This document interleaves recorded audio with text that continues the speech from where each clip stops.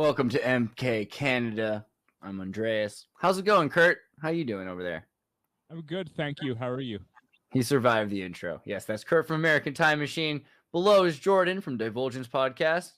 Happy Remembrance, preemptive Remembrance Day. I think that's kind of being exciting. It's a Canadian kind of thing, is a Remembrance Day.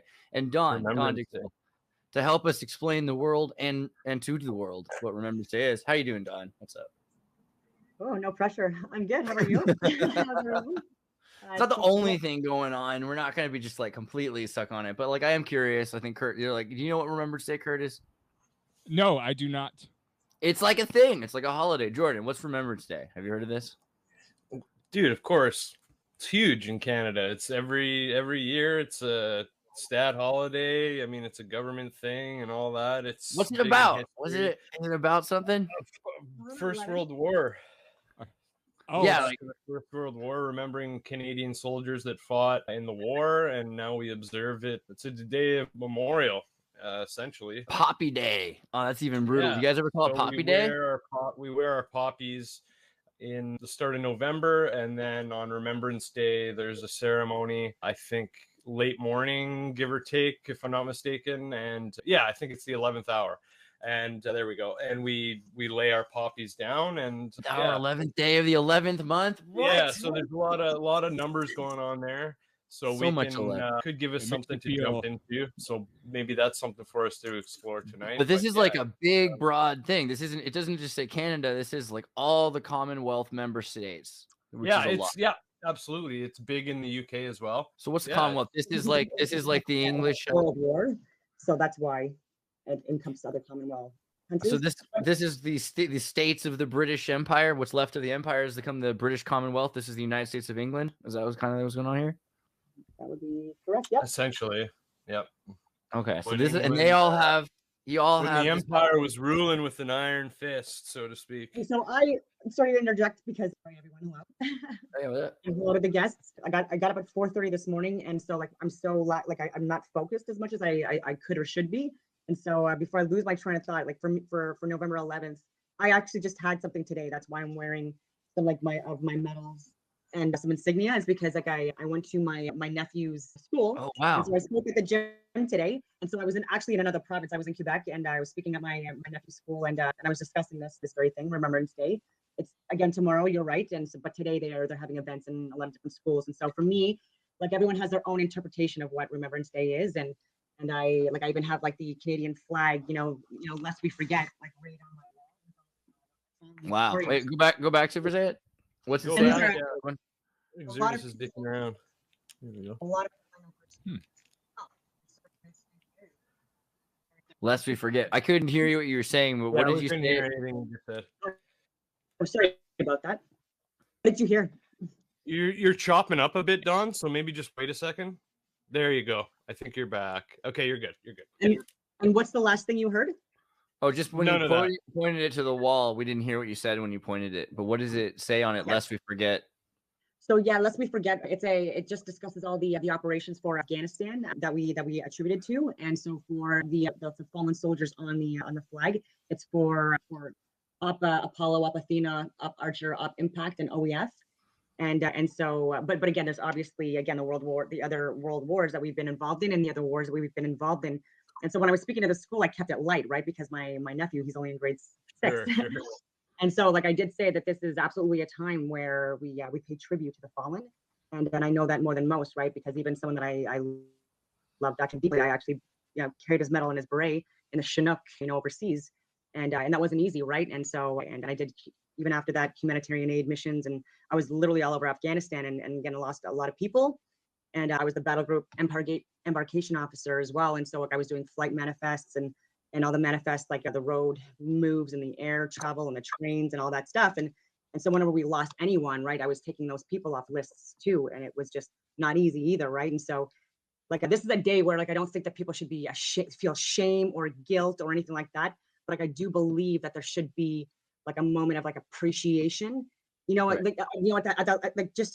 in a way that we're more happy, right, and more appreciative of what we have, especially in Canada, and being more happy and more joyful. And today, when I see kids playing and they're happy and they're safe, when I've been overseas and I've seen really graphic things where their children passed because of IEDs or other things, I appreciate the fact that I can be in a country where it's free and I don't want it to not be free, because I know more than most. And so a lot of people that I know personally know more than most what it means to be of sacrifice. But do you feel like the connection to like Britain? So I hear, so it's interesting because it does sound like, you know, Veterans Day and it's a celebration in Canada, but also it's part of the Commonwealth, and it has to do with King George's continuation of the empire, right? So do you feel like, is there kind of a conflict there? I could talk on this again, and yeah, for me, again, personally, like this is not like 100%, this is just my own observations and my own perspectives, but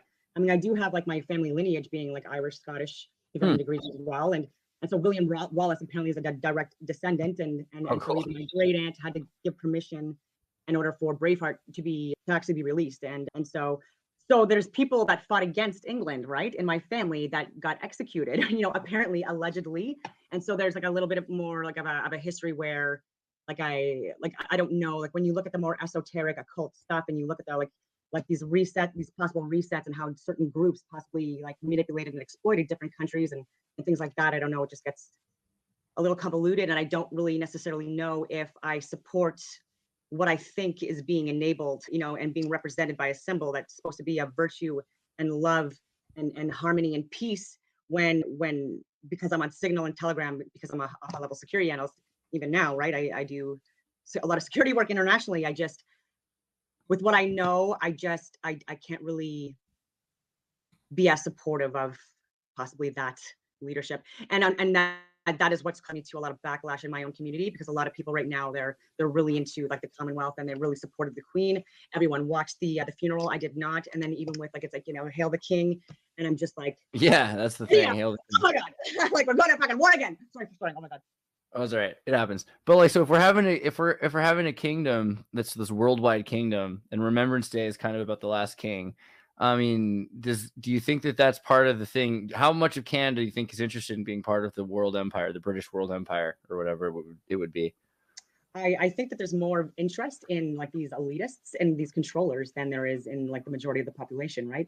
And we're right now, sorry, Agreed. like the script right now is being written by them, right? And so we're just having to try to like get beyond the psyops. But even in the last like 2.5 years, 3 years alone, I have not been busier like with my underground communities, like on Signal and Telegram, with like just like a lot of stuff that's been on the go. That's not it like a lot of stuff has escalated, and not just with like the convoys and with the construction stuff and with the like the human trafficking and with the wars escalating, and with the like viruses that we're not isolating variants and all these other things, and then even with using gematria, this universal language we talked about in the last episode, you could see it like a lot of these like different groups too. They use different like mathematics or different numbers to like represent like different groups and like where they come from. So even within their own like universal language systems that they use, they're still communicating like anyways, that way as well. So it gets confusing too.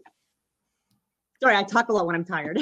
No, it happens. I was just thinking about the world, you know, it's like the world's got so many different players in it, but we think of it like every player is equal, and they're not. There's some players that are more powerful than others. And so, you know, it makes me wonder about the future of the world, saying freedom and things like that. I mean, millions of Canadians and Australians and South Africans, you know, collectively, like the Commonwealth, so many people died for the British monarchy, you know. And so this is kind of, it's like on one hand, there's that, but then on the other hand, like you said, there's so many people, including yourself, that have fought for the continuity of Canada today, which is like, how similar is it? How connected is it? How concerned are you that this is going to lead back to being a state in an empire? It depends on the flavor of the decade. Like they all have like, there's different periods of life, I guess, or different periods of time that there's different types of events that happen that kind of like that are tipping points for other events, right? And then it's rinse, repeat, recycle, right? So like even with pandemics, like this is not something that's new. This is something that we've been doing for hundreds, if not thousands of years. And this is where we're like it's and then it's like even with political parties, like when they change, it's all very like to people like me that do the predictive patterning and they have the chronology piece. It's very obvious like what comes after, like, you know, like other things, right? And so like I don't think that I don't necessarily think that just because like we could see like what's going on right now with Russia and Ukraine, for example, and we can define that battlefield there. Like I do believe that there's also a battlefield like well, cyber, like obviously being one of them. And yeah, I could go on a tangent, right? Like just everything is connected. They're misleading us, and they keep on distracting us with different messaging in different countries and different like groups even. And that's what keeps us like just infighting, right? And it's always by two, or it's generally by two. So that Oceania's always been at war with Eurasia, right? Is Simon Clarice says, has she gone down the highway of heroes? Do you know what that is? Yeah, and I've actually done road trips across Canada in my Jeep, and actually with my dogs too, even. But like through the Yukon, all the way back, all the way through PEI, and up north. I've been all over. It's a decent drive for sure. Yeah, it's definitely amazing. It's gorgeous. I highly recommend it. And you can see a lot of old ancient sites that have been covered up or flooded out or. But this is interesting. Like Quebec elected officials must swear oath to King Charles to sit on National Assembly. We're seeing a bunch of this, kind of like you're saying, but in public, in limelight, like the most important influencers. You know, I mean, how far is this going to go? Swearing oaths to King Charles. What do you think? I mean, that's what I see. It's not like anything necessarily new, because like there was even the choice of like swearing oaths to the Queen, right? Like before this, like when you're in any type of like federal like institution, I don't know why, or like this is provincial. And but Quebec, like this is another one of those like the script and the defined division that we have, like this role we play as Canadians, like being like hyper tolerant and like multicultural, all this stuff, even though like we're really not tolerant at all. But like with Quebec, like they have their own language, which is French, and then like the remainder of Canada we say is English when there's multiple different languages and dialects. And then there's like different like religious like delineations as well, right? Even with like within Christianity, and then like the Roman Catholic versus the Protestant, like where they wouldn't even be able to be buried in the same graveyard. Like that's how ridiculous this stuff is. Yeah, right? And then wars again fought over religion, and I keep going on. Yeah, I mean, it does feel like there's a lot of secrets being kept, and you know, also just the idea of like this international group. So earlier you were talking about this book to me. This might seem like a tangent, but hear me out. I think it's connected. Tell me a little bit about the Children of the Sun. Good. Yeah, that's just something that I haven't even really like delved into too much, honestly, yet. Like that's just something in the last few days. Like I'm looking more like, well, a refresher too for these these older like esoteric books, right? Where there's like occult, which just means hidden information. And this is just like another one of those, another occult book that a lot of these like leaders at the high ends, right? They have and like a history of the settlement of the Egyptians on the Pacific, right? It's crazy. Yeah. And the history is different too. And so what we're being led to believe is like our ancient history, even in Canada. Like if you look at these like more occult books, like that one, for example, it does paint like a very different picture. Whereas possible like there's possible civilizations that came from like the entirely different continents, right? Like there's a switch that happens whenever there's like possible resets or natural and man-made events that take out entire areas. We just keep doing this stuff. So there's a lot of information.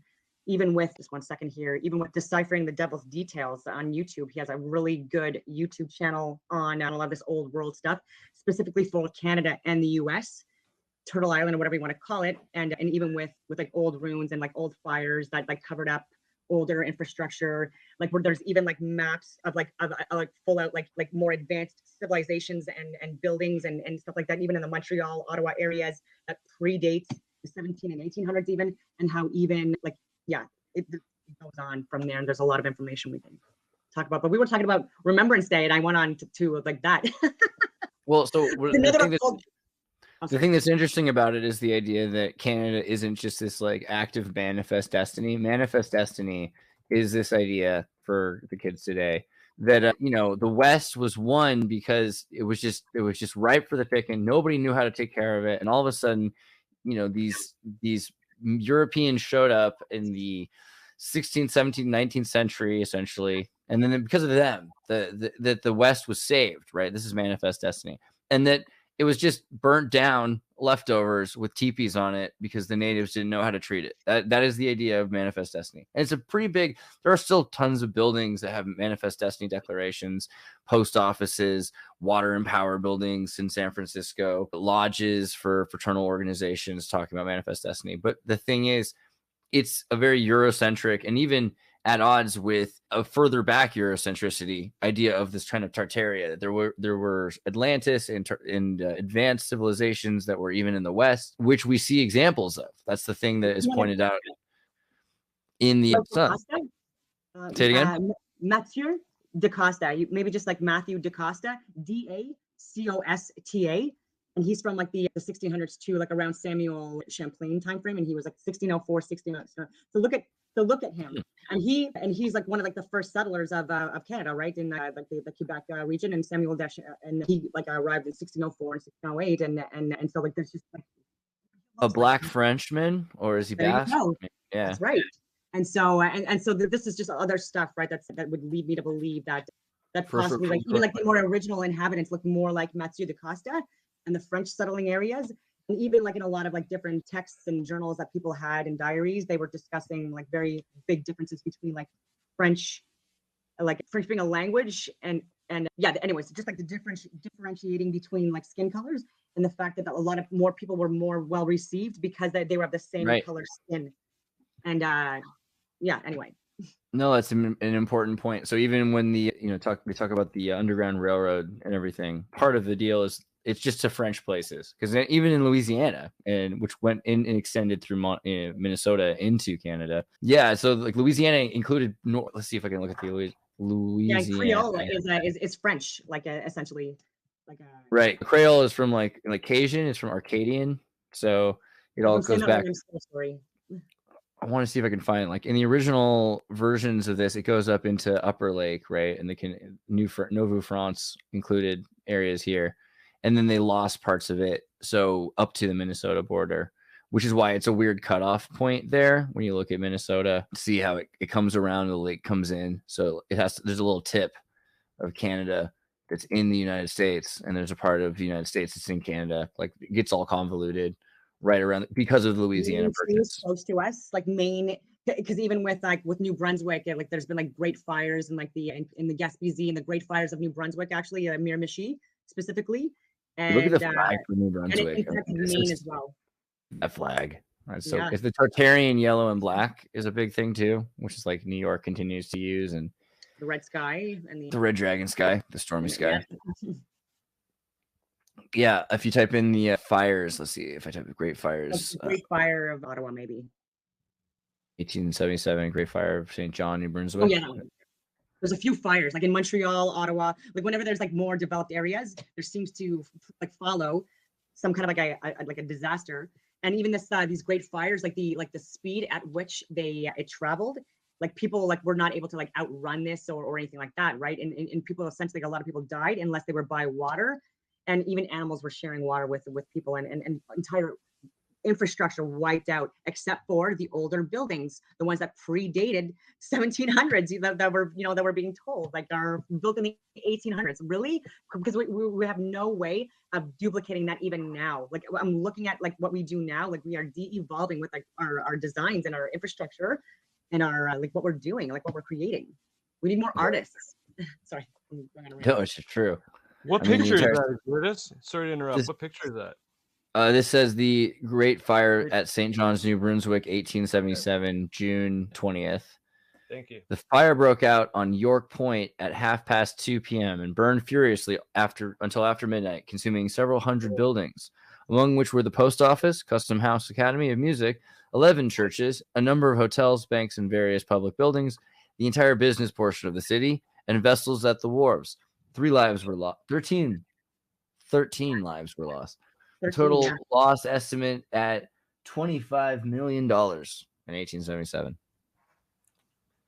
Wow. So yeah, even with that, like like the Golden Dawn, like even Freemasonry, like these, like I don't know how occult or hidden these groups are anymore, but like this universal language, I don't know if I was talking about this on this YouTube live or the pre-show, but just like how even different like occult groups or leaders, they actually even have like their own, like it's not even just like a universal numbering system with mathematics that's used in like the events, like when the mainstream media like publicizes this stuff, but like even different groups have their own different like numbering systems. 13 lives lost, yeah, like the 13 Demolay, Night of Demolay's burning Sinclair's, right? Like 33 is used a lot, for example, and 44 and 23. 23 Enigma's good. Have you ever seen that movie? Not the Jim Carrey one. 23 German movie. It's actually like 32. I think I've heard of that. It's so good. This is like they made that other movie just so you wouldn't watch 23 32.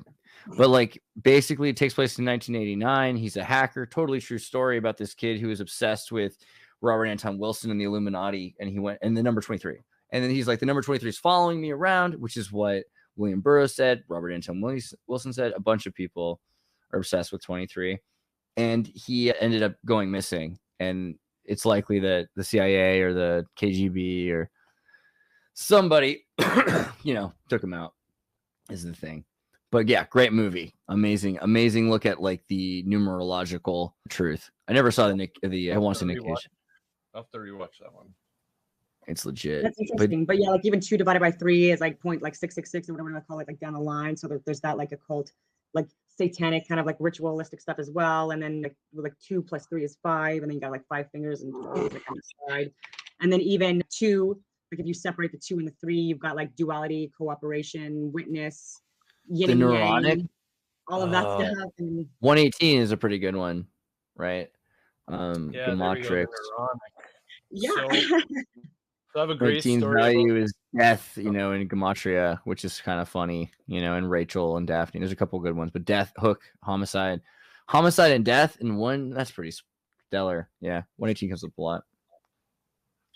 So even with like the numberings too, like it was on 7/11 on November 7th, because you can switch up numbers too, right? It could be 7/11 or 7/11 or 11/7 or 1/7/1. And so, for example, we have our leader of the Conservative Party, who just like the other day, like on that same day, but it was in the evening. Like that morning, I posted just like 7/11 117, and then that evening, like, there's a story that he posted, right, that it had like 171, like stats, like whatever, and so he, like, I don't know if he's like biting on what the script keepers, and he's just sharing what he's told to, or if he actually is the one that's in charge of, or that knows that he's the one that's like. But that's what's weird about 11/11/11, because like it's such like a make a wish to take over your nation kind of thing to use 11/11. It's a master number, and then you've got like the pillars, and then the Gemini, Vesica Pisces with the 11 as well, and yeah, even with that, you can just go on like a list, right? What happened with the SS Noronic though? Because it looks way worse than the Titanic. At first, I was like, "Oh, it's another Titanic." Yeah, but now it's crazy. It's a pretty wild story, but I have a personal experience tied to this actually. So my grandfather would travel the ships all the time. This particular ship went from, I believe, part of its journey, the core part of its journey was Thunder Bay through to Sault Ste. Marie to Toronto.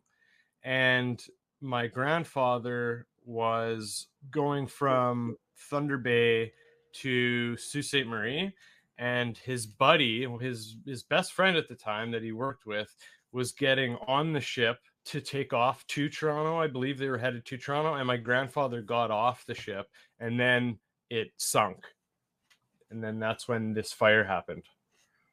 And it's crazy. It was a very nice ship. There's a fire. That's the thing. So like the fire freaks me out. How does it sink and catch fire and explode? Basically, it looks like all the boilers exploded.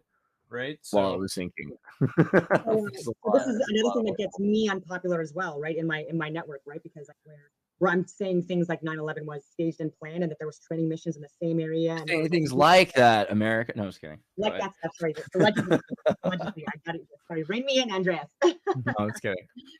So does that? Yeah. So should. Yeah. So I thought that fires that I'm talking about that are like that were in a bunch. I thought that was a crazy story. So shout out to my grandfather, Eddy Sepanary. But yeah, good job you survived that. That's insane. Yeah, I know, right? For this intuition. Do you think that looks suspicious, Andreas? As Carrie Lake says, do you think this stuff is normal? I don't think. I don't know, bro. I don't know. I mean, boilers explode, but like usually, like you can stop it before it happens. I think it was a huge fire. I mean, obviously it was bad to the point where it sunk, but I mean, if you look at some pictures, including that one, like you can see it spread fairly quick, and it was pretty bad. Yeah, I mean, I don't know. It seems like if it's a huge fire, and if it was in like in a middle room, you could like suffocate it or something. I don't know. Yeah, I think right. you can stop it with all this water around you, but I don't know. I was never. That would be like the most. All I gotta say is like, if it's real, then, and regardless, this is the movie I'd rather make, the Canadian Titanic, because the SS Noronic is hilarious and it's horrible, but like imagine how horrifying it is to be drowning on fire. Yeah, it's another level that I think is they didn't even get there with Titanic is the thing. Yeah, sure. The Titanic sunk off our coast too, right? Like across our east coast. Could be something to look into. I'm gonna write it down. I don't know, bro. There's a lot of events where it's more Grandpa suspicious Eddy to on me. the show. Right? Yeah. Sorry, what were you saying, Don? If your grandpa's alive, yes. I didn't realize. He's fine, man. wow. He's like 90, 91, I think. Oh yeah, you got to record him. You got to do this. Everyone should record old people. Everyone should record them and make sure young people see the recordings. That's like the most important thing you can do. My mom does it all the time. We record them all the time when I see him too. So good. Memories are, they're trying to take them away from people. So exactly, if you show the kids what they remember really happening, it's almost always different than the newspapers reported it. But sorry, Don, you were going to say something about there's other events like this. No, I just feel bad because I keep on cutting him off, and I hate doing that. I'm so sorry.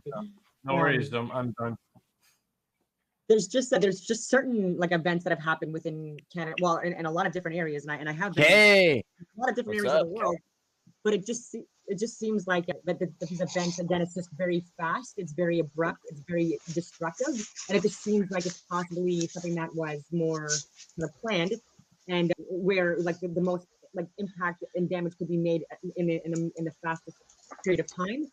Kevin, if you're just joining us, which it looks like you might be, we just started talking about all of these things that have happened in Canada since Remembrance Day, which are a little weird, and how weird it is that Remembrance Day is this British Empire holiday where they make everybody in all the states they conquered and sacrifice their children from on the 11th month of the 11th day at the 11th hour do this whole King George ritual. And now there's all this swearing of allegiance to King George for the... You saw that, right? I forgot all about it, man. I forgot about Remembrance Day. Yeah, right? You remember Remembrance Day now. Our trusty leader is all the way in. He's in the Philippines or some shit during Remembrance Day. Oh, that checks out. Yeah. Trans hooker or what? What is he up to? Working at Tofino during like last year's. But these are all the states of the Commonwealth, you know what I mean? And so, like, these are all the states that have to celebrate Remembrance Day. And jeez, man, they did a good job, huh? Yeah, I mean, people think America, United States of America, but this is United States of the Commonwealth, right? Because these are international states, and according to international political science. So I don't know. That's what gets me. And then also we talked about the SS Noronic. The SS Noronic is, the Titanic that caught fire, which Jordan's grandfather, who is alive still, survived this, got off the boat the day before the fire. So wow. In Thunder Bay. I'm starting to think maybe he could be involved now. I'm starting to think. Right? Yeah, but look at that. The boilers exploded. Fire on the boat. Sorry. Jesus, I'm starting to think like he used to work for Esso. He was big in the gas company. I'm starting to think he's the Canadian George Bush Senior, man. Like, that's pretty exciting stuff. Man. And then Don was talking about how, improbable some of these things are. And it was reminding me of If Day, which, If Day Canada is the fun event where Canadians pretended the Nazis were invading and they made like fake newspapers that said they're Winnipeg or Lugenblatt instead of the Winnipeg Tribune. And then they wore Nazi outfits. And then they were like, see, this is what happens if you don't buy war bonds. So a lot of like crisis acting in the days of old, Yep. Wow, there's really nothing new, huh? I mean, so when did If Day happen again? Oh, it was February, so it had nothing to do with the 11th month, but February still 19th. Right. Wow. And then this is the fire, 1877 fire of New Brunswick, which just looks like terrifying because it's the only thing left is just this Sodom and Gomorrah salt pillars everywhere and bricks, that just kind of survive the haze. But they say like 13 people died. They're like hundreds of buildings destroyed. The entire city was evacuated. 13 people died. And how is it that every city's had one of those mud flood style fires at some point? Right? Like Chicago's had it everywhere. New York's had it a bunch. That's funny. Ottawa's great fire too, if you want to put that up. But yeah, like you were saying with the 13 That's right. casualties or 13 deaths, there's a lot of people that say that it was a lot more than that, and that they're just saying that because then it goes with the script or the narrative that there was like more primitive, you know, like austere civilizations, you know what I mean? That came with from teepees and not these advanced castles and stuff like that we have. Like that. So I'm trying to switch to that now. Dang. Yeah, giant buildings, people just standing around. Just yeah, completely. This is crazy. I mean, it's a huge city. Ottawa's not small, and it was big. It was very Victorian looking, and just completely wiped out. And this is all around the same time, the 1870s, 1850s, 1870s, after Civil War time. Canada is going through these, and North is going through these crazy fires, which were resetting everything, getting rid of all the museums, all the books. Pretty crazy. Dude, that flag, that shield too. I mean, that's nuts. Yeah, break this shield down for me. What do you see? I mean, golden spoon. So that Nothing tells good, you who's man. in charge, bro, in the top left. And I then- see a freaking heroin spoon and a needle and a bag of dope. All right. I mean, there's a Mhm. compass, and the compass is pointing northeast. So maybe something to do Yeah, with I the guess hyperbole. that is Ottawa, I guess, from the city. Ottawa would be northeast. Speaking of which, if you guys want some like dope MK Canada gear, you guys can get yourself the new MK Canada gear, which is super fly. Yeah. And let me go to the where's the hoodie? That thing looks great on a sweater or a hoodie, Yeah, in, where's the crew neck sweatshirt? especially in a Oh, yeah, white that's it. or like a gray. And it looks great on a sticker because it's a perfect square and it's a great shape for a sticker. Yep. I mean, and coffee mug, wake up in the morning and think about how messed up the world is in Canada. Everything on the stores is on sale now. So yeah, get yourself some Xirtus gear. But okay, Yeah. in terms of the fire of Canada and the Great Shield of Canada, here's the map of Ottawa. This is the area that was destroyed. It's all on waterfront. The whole thing is all surrounded by water, right? This part maybe not. Yeah. The No, there's fire water in the back crossed here too. the river twice. That just seems crazy. I mean, it's a lot. Ottawa and Montreal, multiple fires during multiple resets. And that's why, like, I don't understand why we just keep on doing that. We're using the same types of companies, doing the same types of stuff. Now even worse, and it's just like it's setting us up. It's setting us up for more of these events to happen, right? And we're ignorant to think that this won't happen again, or that we're more advanced than we ever were, or that we're more evolved than we ever were. It's just not true. It's not true. Well, there's also like, so one of the things you look at like the socialist movement in the 19th century. And so a lot of these places were really into socialism and trying to get out of the hand of the monarchy too. So it's interesting, like how many of these big cities were philosophical university centers, Canada. And so like the taking over of the socialist parties was a major movement by the elite, right? Like take over because it's such a unique and useful managerial theory to feed everyone out of the same trough. So if you can control it, then it's useful. It's part of the Fabianism. It's centralized. Let's see. It's weird. Like you can centralize socialism, and it can be, that's probably one of the main disadvantages. Is just because you have to consolidate power in one way or another, and it becomes hard to disperse it in the way that you need it to. So it's like, I don't know. I view economic systems as being like, are you effed or more effed? It's there aren't really good options that we've presented before the world. I went off on a tangent though.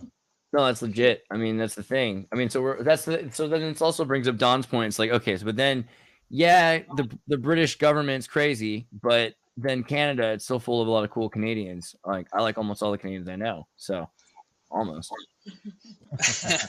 Kevin. Yeah, but we're fighting to get out of it. Yeah, I mean, it's so that's the thing. It's like it seems like there has to be a point where Remembrance Day becomes an Independence Day for Canada. I think all of it. Okay, go ahead, Don. Well, we have our Canada Day that we beat you guys to the punch. We got July 1st. You guys booked the 4th. Right, that's cute. I think it's So- all just it's to make us feel better about the military-industrial complex. That's what What a Veterans South Day is. Parkian name, Canada Day. God. And we can celebrate this too. It's true. Look at the Queen celebrating Canada Day. See what I mean? Anybody can do it. Yeah, what happens to us now? We're under the rule of the king now? Yeah. That's fucking weird, man. I don't get what's going on. So it's And just the democracy, so it's just like symbol and representation. you got muted. I can't for some reason it's muffling you. Yeah, the King Charles is muffling you. Can you hear me now? It's a little muffling. Sounds like the mic is covered. Yeah. Yeah. Oh, can you hear me now? Yeah, that's okay. Yes. Better? Yeah. Yes. Yeah, we're a constitutional monarchy, so like we have like that status symbol, like we have like that representation of like the monarchy, just in status or symbol alone, and not so much in like how we do our system of governance. And we still have like a governor general that has that same like representative piece, currently Indigenous member for the first time ever, female, and so we still have that like that symbol, that representation here, but it's more again in just in like a symbol. I don't know. But you've also got, so the Constitution of Canada, first off, Canada's monarchy, the British government, they're a constitutional monarchy without a written constitution. Canada's written constitution is an amalgamation, says Wikipedia. I mean, it's of various codified acts, treaties between the Crown and Indigenous peoples, both historic and modern, uncodified traditions and conventions. Indigenous peoples, including the French. That is the way that they codify the Constitution of Canada. So it was Pierre Elliott Trudeau, like in the late 70s or in the early 80s. He actually missed completely even talking to Indigenous peoples, by the way, just for the record. And then it was brought in, and that's why it took longer to repatriate the Constitution in 1982. And that's where like everything was like kind of amalgamated like this. But even with like, oh yeah, and that was Pierre Elliott Trudeau, like Justin Trudeau's father, just so I don't know if anyone knows that. And so Justin Trudeau is our current like liberal leader that's in power in Canada under a minority government. And so that was his father. And yeah, we're going through our George Bush phase. we That's what it is. We had Big Daddy Trudeau in the 70s, 80s, whenever it was, and now we got the cocaine addict, young punk, blackface Trudeau. The young gunner, the hot stuff, the mystery man, the deep thinker, the problem solver, the captain of the team, the alpha dog, the mystery boy. You said that we can't swear on this show, so you're making it so hard. You're making it so hard. I could do it like another way. Hold on. But even before we repatriated, I am the president of Canada. That's kind of how I feel. I'm curious, as if how we have we have deeply developed conspiracies about like Pizzagate and stuff. I'm wondering if that extends in Canada, like people have fully formed the conspiracy of Fidel Castro being his father. Oh, you know what it is, man. If you talk to any of the natives here, like the indigenous people, the natives to this land, man, they have so many stories from time, like passed on through families of like, man, all these, the Queen used to roll through and kids would go missing, and we're just finding out about it now. And now we're trying to get everybody angry about 50 years ago, but nobody's paying attention to right now. We have our fair share. We've been doing it. Right. Okay. In the Gaspésie, we have the Indigenous communities there, and I actually I had friends that I grew up with that were like on the reserves, and then also like I went and I traveled to the Yukon and I met up with some people that were from those communities too, and they talk about this stuff too, where they were saying even like multiple decades ago the Queen and her husband would go there, and then kids would go missing, and they try to get it out there, and they tried until their last freaking breath, right, to like get vindication or justice or that stuff. And but even now, there's still like abductions and human trafficking that's happening, where there's 25,000 kids alone every year that go missing in Canada, and it's part of this stuff, right? And it's more in these northern regions where we push people out, where we've caused a lot of damage before. These natural, man-made, in my opinion, like EMP type events that have wiped out all these areas, made it where we can't build soil, or there's no like life, right? And then doing this to people and lying about their history too, and lying about how advanced they were, and I just can't. Like I'm not supposed to swear. But, yeah. Also, there was that show that came out recently, The Order, right? Have you guys seen The Order? This is a Canadian. Oh yeah, dude, it's Canadian. Right? This is a Canadian Skull and Bones show, so this kind of Yeah, I feel like man. embodies what answers Kurt's question. So it's kind of the idea of is the Hermetic Order of the Blue Rose, and they're Have in you this watched school. all of it, Xirtus? No, I haven't yet. Okay. Yeah, but I don't care about spoilers because it is what it is. It's all going to be. It's all stuff written 1,000 years ago in the Book of Thoth. Come on, man, it's Canada, so No, they're I'm going to just keep. They're wondering. going to follow tradition. That's the point. But yeah, no, it's important. I think, as far as I can tell. Yeah, and it's showing. Hey, there's an elite group. What is the group again on the East Coast with the money, the Canadian money, like the neighborhood? East Coast? Like a rich, I mean, our East Coast is generally not really like they're more like that. Or what is the richest neighborhood in Canada that runs everything? What's it called? After the base. Mont Royal, Calgary, Winnipeg, Eagle Ridge. I forget. Like the people who run Canada. There's like a group. There's a group of people that run Canada. Ryan Stone was bringing up like a while ago. Like the elite families have like some area. Island, Oak Island, like no, I don't know. Maybe I forget. I mean, so isn't that though the idea that there's like a super elite group of Canadians and like that's where cannibals come from? Or what do you guys look at? What's your Canadian conspiracy? Well, even with the underground tunneling systems that are underneath, like a lot of even like older churches and a lot of older like palaces and mosques and temples and like whatever, like wherever region you're from, like whatever like designs lasted or didn't get covered up or ruined or destroyed or flooded over, they have these underground tunneling systems where they do a lot of like the transportation of humans, right? And so, and there's also been periods of time too, possibly where I'm being led to believe that there could have been times where like it was not safe or like for us to be above ground. So people did possibly have to like live underground for extended periods of time, and they evolved with like their environment. So possibly like lighter skin, deficient in like vitamin D or whatever, but like may have evolved like other kind of like benefits that were, you know, for like that environment. And I'm going on all these tangents again, but this is where a lot of this stuff like goes, right? And there's a lot of like airports in different areas, weird ones with like sacred star forts, you know, and all that in the same area. Did you see this one with the porn star living in underground tunnels in Vegas? There you go. So there's like there's tons of these examples of you know cities essentially that are underground that are, you know, under these cities. People are living there in the wintertime or all year round, and they're like, hey, like let's do a documentary. So these Germans went and they were like, hey, Jenny Lee, she's famous, but she lives underground. Where was the hold on? I don't want that picture. There was one that was like you could see her setup though, like where she was living underground, and it was like crazy. Here we go. Shit. So they got like this, you know, in this bunker kind of area with all of these drawers and everything, and people just. And she's like, "Yeah, I'm more comfortable down here. It's like better down here, you know, living in the city underground." So I mean, there's all of these, and this is like there's New York, there's Minneapolis. There's Los Angeles, South America. There's been documentaries. People have found huge communities living underground, avoiding having to pay to live there. But then they also have to deal with whoever runs the community down there. And there's like an organization and everything.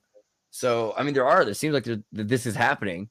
And then it's not a question, like, because these areas, like, we don't have access to them, right? We have people that are government, you know, and they don't allow us to have access to these places. And even now there's a lot of construction that has been going on since the pandemic and all these signs in different areas and like land mills now and dump sites that used to be parks and like stuff like that. Like they're trying to say that we don't have access to them, and they're putting out signs, road signs that they're renting to us that we've paid off repeatedly over the years. And I can't even get started on the equipment that they don't maintain. And anyway, but it's all part of this stuff. Sorry, I'm so tired. It's all right. Anybody who wants to like bring up conspiracies or things that they thought or that, you know, they believed as kids or something, you know, in Canada. With us, man, I am real. Some of your guests are even commenting about it. We are very chummy with the World Economic Forum. So it's weird that we have a lot of like strange shit, man. That fucking weird German guy said that he had Trudeau in his pocket pretty much. And that's a weird thing to say about another country's leader. Right. Well, it's not even just Justin Trudeau. Like leaders, like even Maxime Bernier, who is our PPC, People's Party of Canada. He's supposed to be like apparently like a white supremacist. He's not. he's like a really like a good guy, like from what I would gather. But like even he was part of like WEF in 2008. It doesn't mean really a lot right now. But even Pierre Poilievre, he's part of WEF. Chrystia Freeland, she's our deputy prime minister, tied to them as well, and Theresa Tam and Patty Hajdu, all these people, Justin Trudeau for sure. And it's this group that are part of like these Harari, you know, Soros groups that are trying to make us believe that we're like nothing, that we're insignificant, that like we're not divine or anything like that, and that they're just these physical beings that are, you know, like anyway, be controlled and like cattle, like they're so just ignorant on humans and hopeless. The Theresa Tam stuff's funny. Theresa Tam, she I don't know if you could look this up. She had her, the internet claims that she has a alias where she's actually a man, and it's like a Chinese, and it's a Chinese spy, and it's like, this is our health minister that tells us what to do. And if you just look at her background, yeah, she's got a very strange background, man. She's like, she comes from another country, and she's like just telling us all our health measures. And she graduated for like and got her her certification, and then she was directly from that to being on boards as like as an expert at what, and there's no real records or accounts.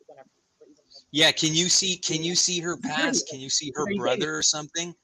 See what her brother is. But they even say that, like, even Michelle Obama, apparently they're saying it like it used to be Michael, and I've seen photos too, apparently that look like similar. So you never know, right? Like there's a lot of editing that can be done, and there's a lot of conspiracy theories about a lot of people right now. So I just don't know. But I've heard it, and there's a lot of memes on Signal and Telegram. They're hilarious. That's funny, man. I'm trying. Yeah, I don't know if her brother. I don't know if that's a conspiracy or not. Yeah, but they were. Investigation counts as a conspiracy, I think. I mean, but it's yes, they're allowed to have Huawei and all these other Chinese things that we're not allowed to have, which probably brings Chinese equipment in cheaper. But also, did you ever catch what happened to that whole Huawei stuff? Their CEOs got booked for espionage and shit like that. They were like arrested in Canada or some shit, and we had to have a thing because you guys gave them the boot, rightfully so. But I think you may have had it at one point. So semi related. I thought it should have been a much bigger story. I believe it was the Bed Bath & Beyond CEO that like sold his shares and then like killed himself this year. Like. Yeah. Right. That seems like just the wildest shit ever that, just didn't make headlines. It's like, it happens sometimes, It was out of the monolith, right? Didn't he jump out of like a crazy building? I forget. Oh, I'm pretty sure. It was like out of this weird building, that one, right? That's how do you get out of that building? I just don't know. To jump out of the window. Like bars on the windows? Or was it no, it was this building. I'm sorry. It was the Jenga tower. So even weirder. And he could probably, maybe he had a deck or something like that, but still, Jenga tower. Damn. Says a lot about your life. Connecting to what Don was saying too, all these people that don't want us to believe in the soul. That's interesting because I'm starting to think that's like the most powerful thing you can do in the face of elite forces is just believe in the soul, because I think everything's kind of like directing us away from believing in the fantastic or believing in, well, religiosity, I guess, to a certain degree, but also spirituality, because it's like, no, you are not a node in the spiritual network. You are a node in this mechanical network, and we have to squeeze what we can out of you. And here, this is our indoctrination system. Do not deviate from it whatsoever.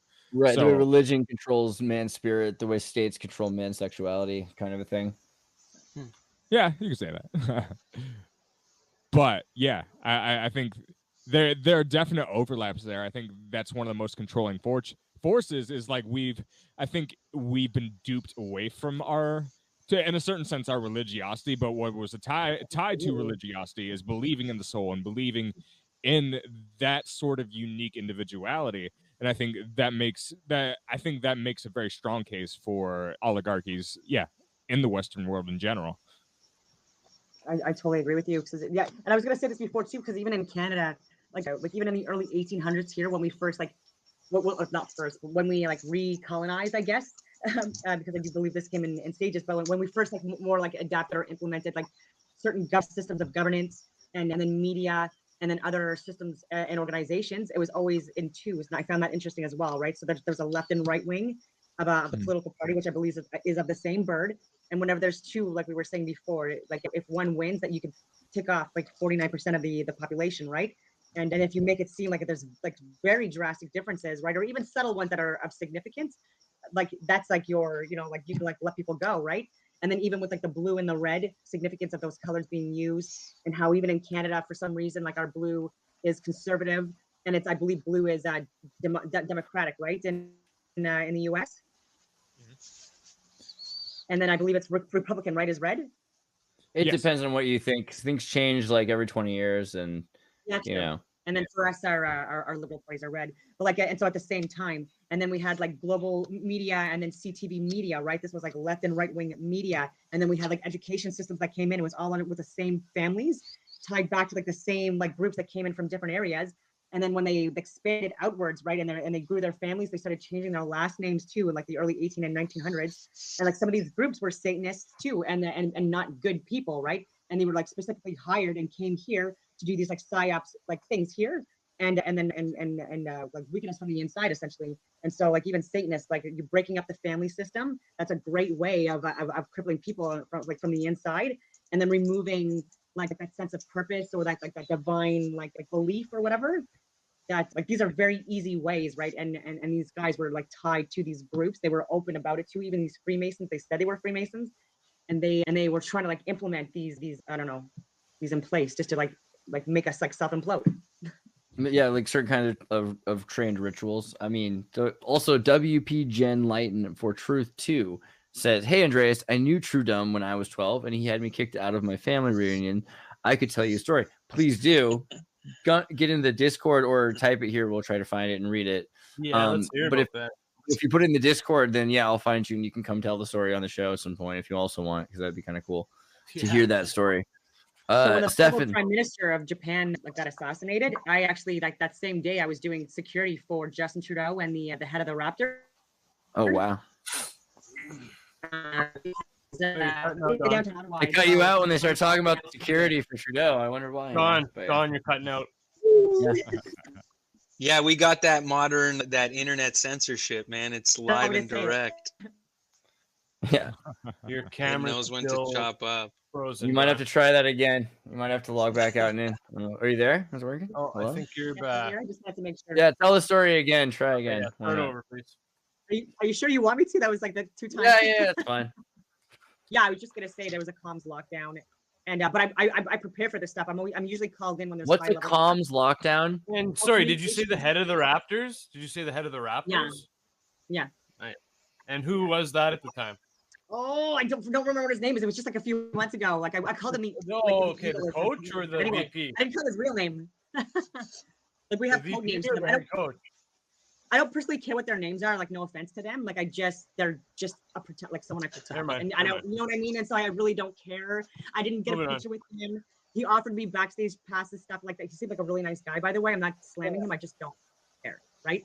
Like I don't swoon over celebrities. I don't care. All right. I don't even know where I was going with that. Oh yeah, and so there was a communication lockdown, right? So like people they weren't able to text anyone or communicate on any means. But my phone was working because I have a way of like jamming that. But anyway, and then I also had a lot of cash on me as well, and then I was able to like, anyways. But even then, like even his, no, I won't get into it. But so I know Justin Trudeau as well. Like I've been in his area, but I've never had the opportunity to even even discuss any of the stuff that I'd like to discuss because it's just not going to go anywhere, right? Like you not only have to have the opportunity. Can you imagine talking to Justin Trudeau about chemtrails? Be like, it's an environmental issue, Justin.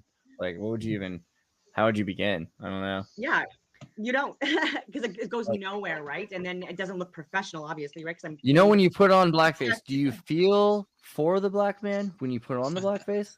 Like, I don't know. Like, I don't even. Oh, did you guys cover the Castro thing? Trudeau being Castro's son. That's a classic. That's a great. It's always worth looking at. I asked you guys about that. I always like to just because there's a lot of pictures of them holding hands. Like Margaret, is that what her name is? But only like years later. Only a few years after his birth. Yeah, I like the backstory, Mom. I like the backstory. His mom being all out Yeah, on the dude. town. Yeah, I've man. seen that pictures of her Banging with the vajayjay. best, man. Banging Out there. with Jagger and all sorts of stuff, man. The Stones would come to town. Yeah, the there, Mamba Club or whatever. All there's sorts some of likeness there. I But mean, this right? is stuff that's not Look up the picture of he's what's different his than what a name lot as of a guys kid are doing in too. In Trudeau. these groups. Look at which Like what? even Brooke. Um, I shouldn't say that. Go down. How come it's not coming up? I took your Go wife. down. Yeah. I don't know, bro. I mean, but that's kind of like all that does is like kind of make him seem To the right, cooler. to the right of the one that you just clicked. To the right of the one you Margaret just clicked. Right? Nope. Yeah, the youthful Yeah, one's there good. you go. There you go. Look at that. I'm pretty they sure do they have a photoshopped similar it, so. nose. I see it. I mean, you know, it is kind of a thing, but it is what it is. It's all this does is make him seem cooler. Because the thing is, this guy doesn't seem as cool. Like Pierre Trudeau. Right, that guy looks. Yeah, he looks like a standing clown sideshow. So it makes Trudeau seem cooler. You're like, well, maybe he's got it in him. Maybe if he's got some Castro in him, maybe he's got it in him to actually.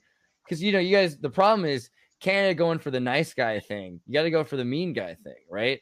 What's his name? Mr. Wonderful? Mr. Wonderful from Shark Tank. This guy should have been president of Canada if that's how you do it, right? Because he's just a jerk. Wait, you guys call him Mr. Wonderful? Isn't that what he calls himself? I don't even know. Nah, man, we have a different name for him up here. That's what he calls himself on. Because we don't. What's our thing called? It's not called Shark Tank, is it? I don't know. Dragon's Den. Our Dragon's Den. Ours is called Dragon's Den. He was Wow. originally on that, and then you guys took the show and called it a Shark Tank. We do so much of this like television thievery. It's Yeah, amazing. It's very I had no interesting, idea. man. Yeah. Canadian venture capitalist. This seems like way interesting. Oh my god, what the heck is going I on? think it was the original. I think that's where it started. Is there a British version before it? Dragon's Den. Let's see, wiki. Let's see if the English came up with this first. Look at First that, version to Nippon. air outside of Japan was the British program Dragon's Den, which launched in 2005. Okay, so Japan first. Dragon's Den started in Japan. Okay, 2001 first aired. When did we get airing? I was gonna say there's probably an Asian. Money Tigers started first. Money Tigers. Money. This is out of control. What? What is this? That's so funny, man. And they never actually pay them. I knew people that got deals on that show, and they don't follow through. They don't have to follow through. It's hilarious. That's hilarious. It's really just television. Oh my god. That's insane. They go, we'll give you $100 grand for 10% of your company, and then after the show, they're like, nah, we don't want to do it. But it was good television. But it was a great episode. God, that's crazy. So the whole thing, though, it seems. Do they do it ever? Like, it seems like it's a great way to poach things. You know, you can poach technology, or you can publicize it, or something.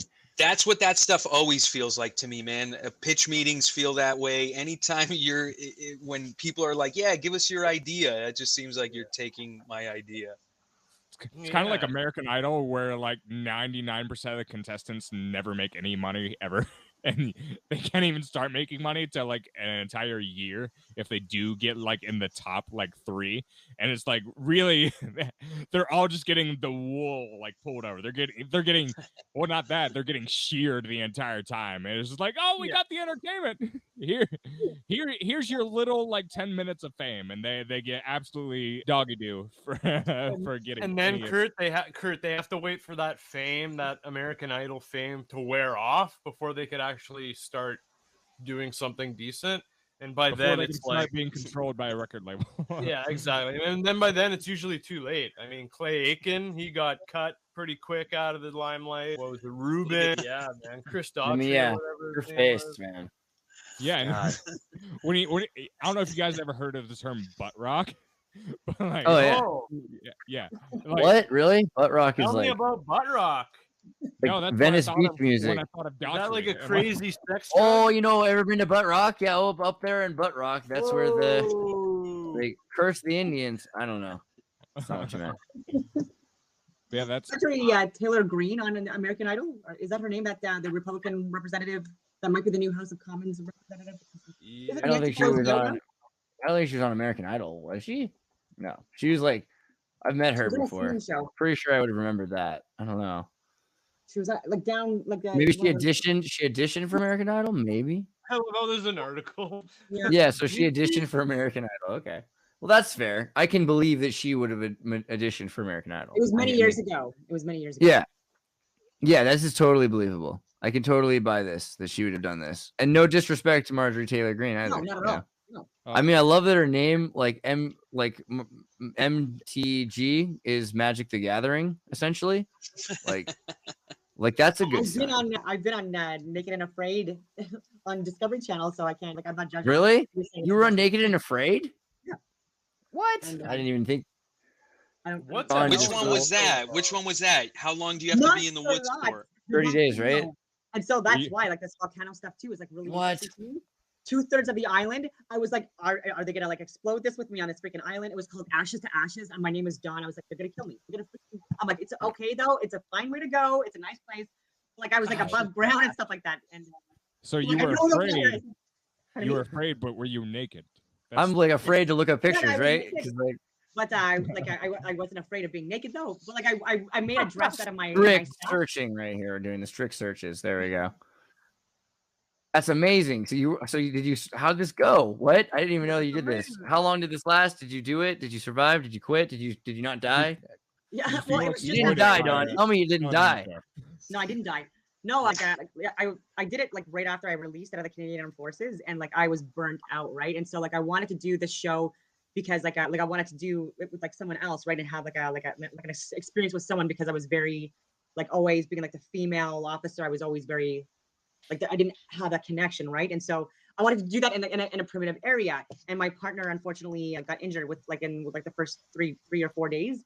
And so like after like 7 days, I lasted 10 days, but I could have stayed longer. It was all up to you, yeah, right? Yeah, but I was just like I was trying. Like, I was an alcoholic at the time, and I had stopped drinking and stuff like that. So I was also going through withdrawals at the time. So it wasn't a great time. So could you find food? How did you find food? Oh yeah, plenty of food. So like I was finding it. Like even when I got to the island, like even my partner, like the infill in was like over a 2-day period, and I let us like in, and that was real. And we were like going over like jagged rocks and stuff. But I had prepared my feet for weeks, and I toughened them up on the terrain here, and I walk bare feet all the time, anyways. And so like, that was good. And when we were walking through, I was like foraging, so I was already picking up coconuts. I was picking up mangoes and guavas, and like I was giving it to my partner too. And he even actually got injured on the way in, and then I was able to help him with that. Did you get to pick your partner, or they just assigned it to you?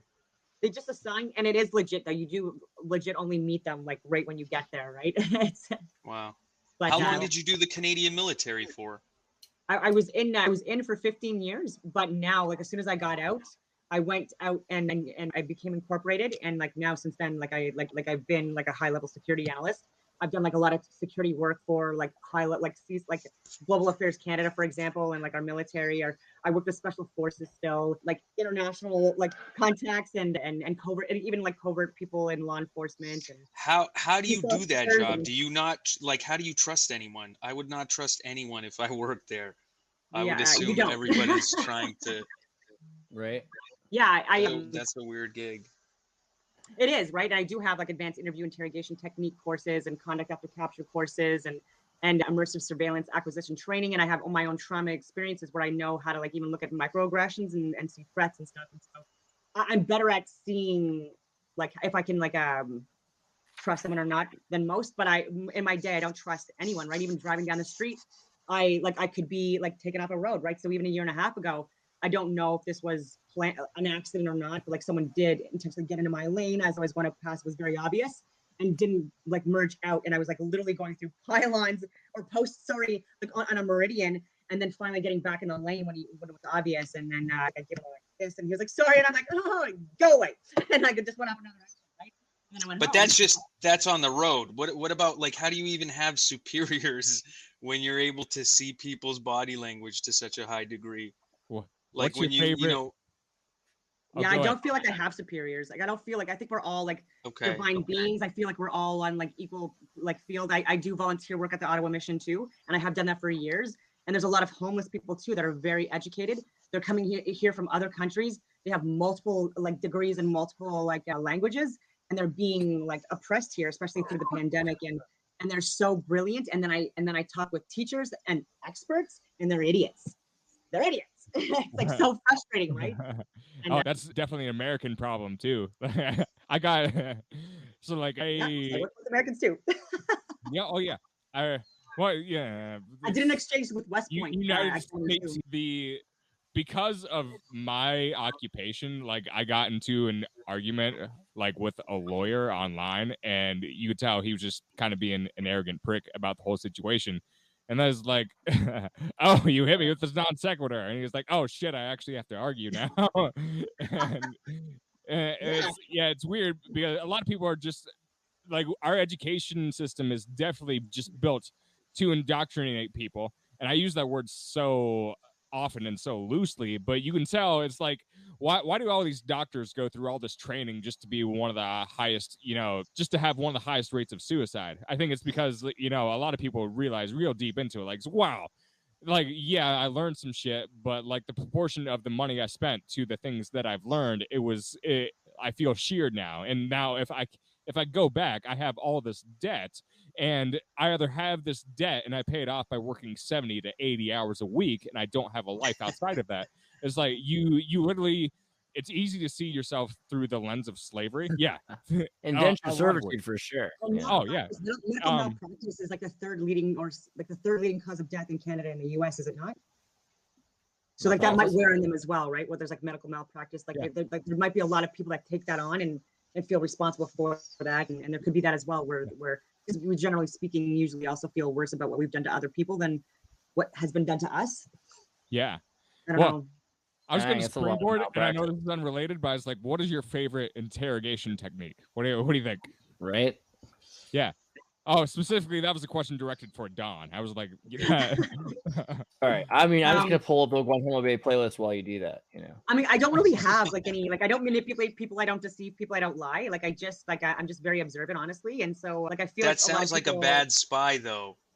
Like if you're working in the spy department and you're like, I'm not gonna tell any lies. I'm not a spy. Be like, look, this sounds like part of your technique. You That's a whole different industry, right? Of your honesty. You're very convincing in these lies that you're telling, I must say. I just feel like I want to be of service to Canadians, right? I'm still in the government industry, right? It's something that I've done for 20 plus years of my life, and I'm really, I know what's coming ahead, and so even for like the last 2 or 3 years, like in the community, I'm giving, I've been saying what's like down the pipe and like what we should be doing about it at all levels. I don't know, like even with the Freedom Convoy, like I called that before it came, with what went on with Russia, Ukraine. Like I had these whiteboards, I shared it, so there's proof, and but I'm trying to be helpful. And it's just that what I'm saying, like even things like I'm saying about like how I believe that like space, as we're being told, is not correct in the school systems, and like even the like the globe versus flat earth model stuff that I won't say too much about, but I'm on the side that's like not the majority right now, but used to be the majority like a couple hundred years ago, before the scientific de-evolution. And so these are all really hard to get through to people, because they think that I'm insane, right? So even when I say that like certain events happened and that they were planned and staged at like the higher levels, they're like, no, that's crazy. And I'm just like, but it's not. And then I'm giving all the proof, they're just not looking at it, right? So it's like, I'm not a spy, I'm just around people that refuse to look at the freaking information that I give them like daily, daily. Cabinet MPs daily, science, medical, government data. I'm like, I'm a top secret government. Like, do you even know what a VPN is? My doctor didn't even know what a VPN was. I'm like, do you ever connect out of different countries even? No. And I'm like, oh my God, I can't even talk to you right now. I'm like, I can't even talk to you. People in Canada think we're not censored. They think we're not censored. I'm like, how do you? Why? You're definitely censored. I had one. You are too fast for the internet. The bandwidth can't keep up. I had a conversation with Andreas earlier this year, and we talked about a French town getting poisoning. Right. And then literally, I believe it was Jordan connecting. He didn't connect that later. It was a totally different episode, but he was like, oh yeah, remember that time in the 1950s where the CIA dumped LSD on everybody in that town? And I was like, what? Because that I thought you didn't know that thing with the CIA in the French town. No, that's the thing that we were talking about, though. I thought you knew that. So I went into that assuming that was like a big, like everybody knows this, right? The CIA experimented on bakeries and drugged this entire town, and hundreds of people died because they didn't know what was going on. It was we were connecting it to the dancing plague, And the dancing plague happened in the 15th century, where there was ergot poisoning and there was mass hysteria from psychedelics. And so I thought your point was that the 15th century Catholic ergot poisoning was perhaps intentional. I thought that's what you were getting at. So I mean, anything's possible. Anything's possible. And I love ideas like that. At the time, I was just purely curious. I was like, Laurence French Village. I've been to this village too, and so it's crazy. Like if you go through Saumur and all these places where they have their own like cute little wineries and stuff, these are like decent people. Like one of my friend Jeff, his family are just like, you know, his mother makes like pressed cold nut hazelnut oils for like the country market or something like that. So it's even just to imagine what that's like now in the 20s. Imagine what it was like 70 years ago in 1953 when they just literally like dosed an entire town. And yeah, literally like 100 people died because they dosed like old people, children. It was the entire community. Men and women were just like, what the heck? The cursed incident. Possibly done this like throughout like multiple different countries. And not been caught every time, not every single time. No. Possibly like there's possible like other events that have happened where there's been like even in Lake Miramichi, like this summer, like I shared this, like there's actual government people like full NBC suits covered up in Lake Miramichi in New Brunswick, poisoning the actual water systems. And then we had like one of our guys go out and actually recording this, and luckily he was recording it. There was even a wildlife preservation officer there watching this, and the guy was like, "Billy, not you too!" Like, and he's like, you know what I mean? It's like, this is not news all over Canada. This is the biggest story I think I've heard in a while. Group 2 intentionally. I get my YouTube accounts deleted. I'm trying to imagine how many people would die like if everybody just was on DMT at the same time. Like I just the chaos that I'm envisioning is just like there's a definable portion of the population that could not jump into that experience and like handle it, you know. Like I think you have to have a certain like base level of openness before you can even be introduced to those experiences. And imagining some people that just do not have any sort of framework of it whatsoever, just being introduced to that like involuntarily, it's that it's have you seen that movie Wild in the Streets from 1968? No. This movie is so based. It is the ultimately most based movie. You got to see it. It's about 68 when the baby boomers were young. And so the idea is there was a 52% of the population, 52%. And they're going to say 14 or fight, as in not 35, not 18, because the voting age is 21 at this point. They're like, why bring it to 18? Bring it to 14. So they push the country into 14. They make everybody underage. It's like a Children of the Corn with LSD kind of thing. They put everybody over 35 in LSD camps. It's the best movie. Yeah.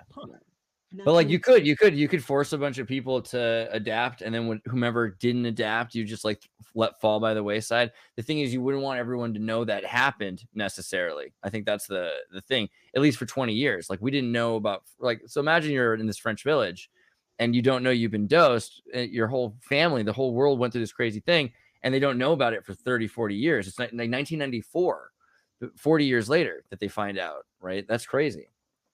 Yeah. Well, and I think that there might be implications on our experience of memory. Like when wild shit happens, I don't think we have a tangible grasp on reality in general. And I mean that specifically. I think that does overlap with certain religious conceptions, especially Eastern traditions in terms of our relation to reality. So, but we do have a relationship to the dream world. A lot of times it's hard to have awareness that you're dreaming. Lucid dreaming is such a rare thing in general because it's hard to have that sense of awareness. And I think our tangible grasp to everyday reality is a little bit similar. So everybody could theoretically be dosed with LSD at the same time, and then just a few days later, like, oh, that was just, it didn't really happen. Like, I guess I'd set up right, mass hysteria. We all let it go. Yeah, it's a day of forgetfulness. That might be a thing. I think we're kind of pre-wired to interpret things that way, and we interpret things both symbolically and referentially, and we don't.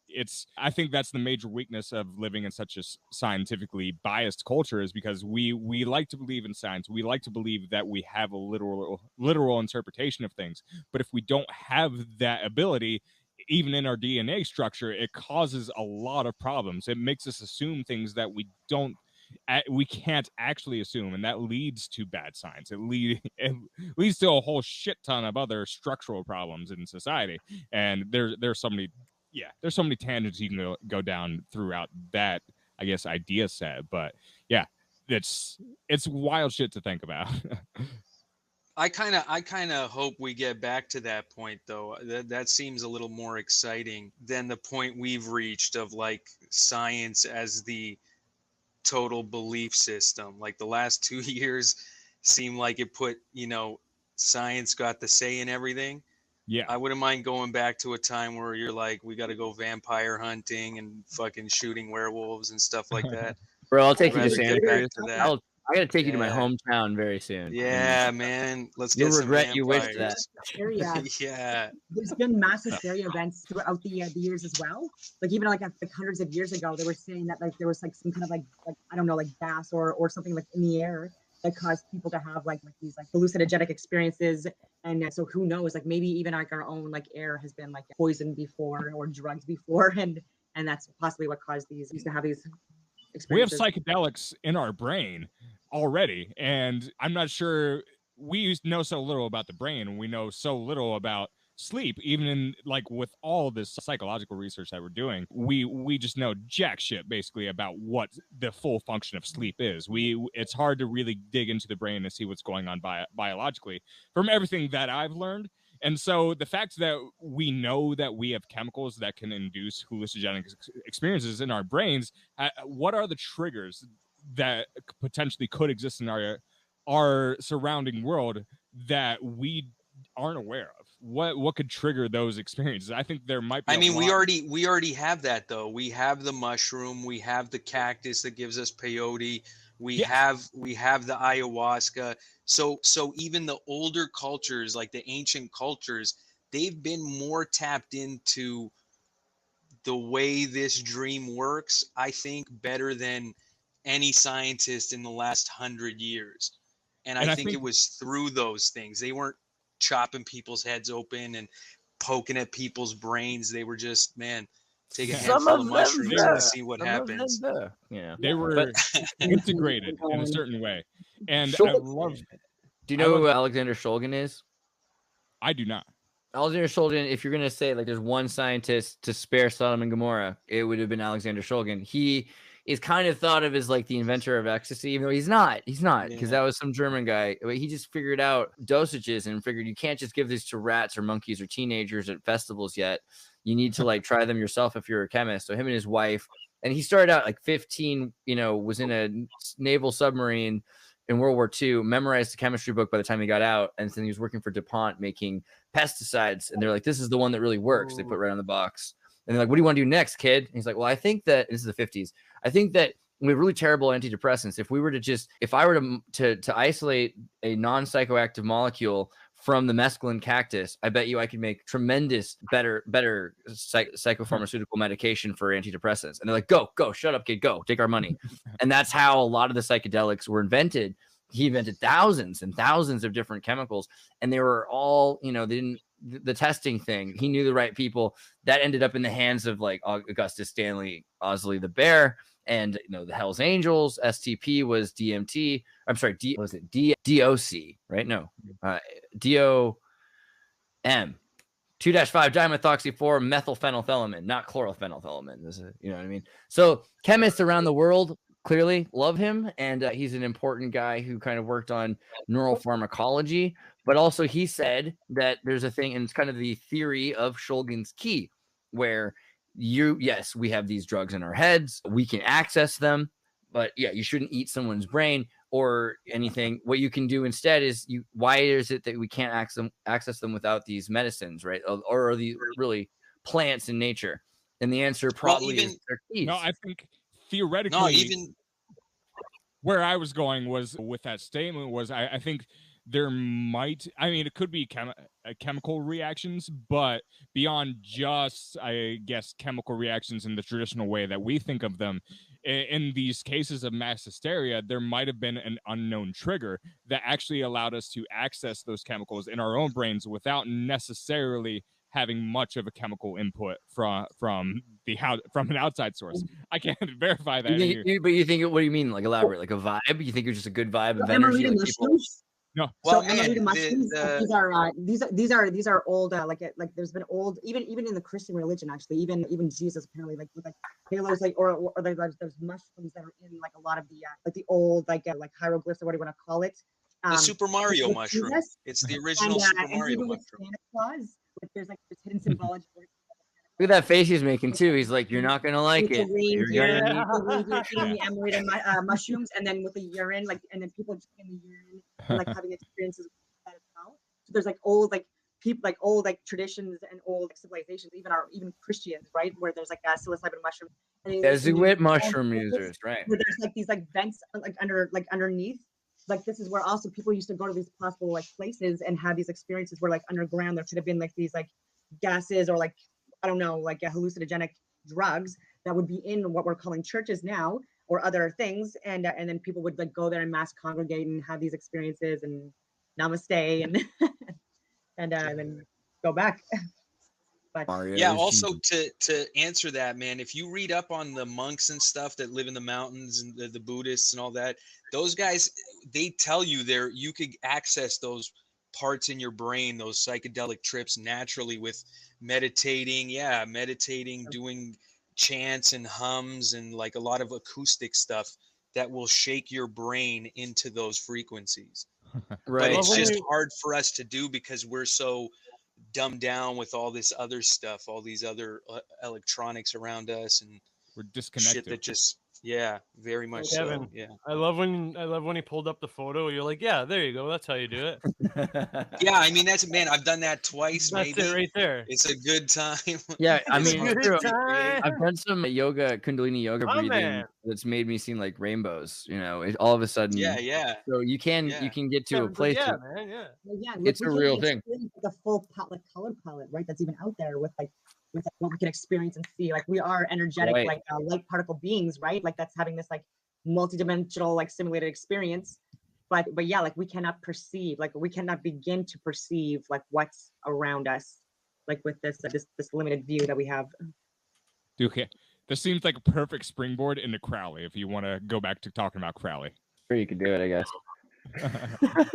I was just saying earlier about like I was saying like it was in 1888 where he created the Hermetic Order of the Golden Dawn or something like that. But he also has again like occultists like also use astrology and constellations and like a lot of sun worship in their what they do, right? Like even the Freemasons, like they are like a lot of them are like sun worshipers. I mean, it's pretty important.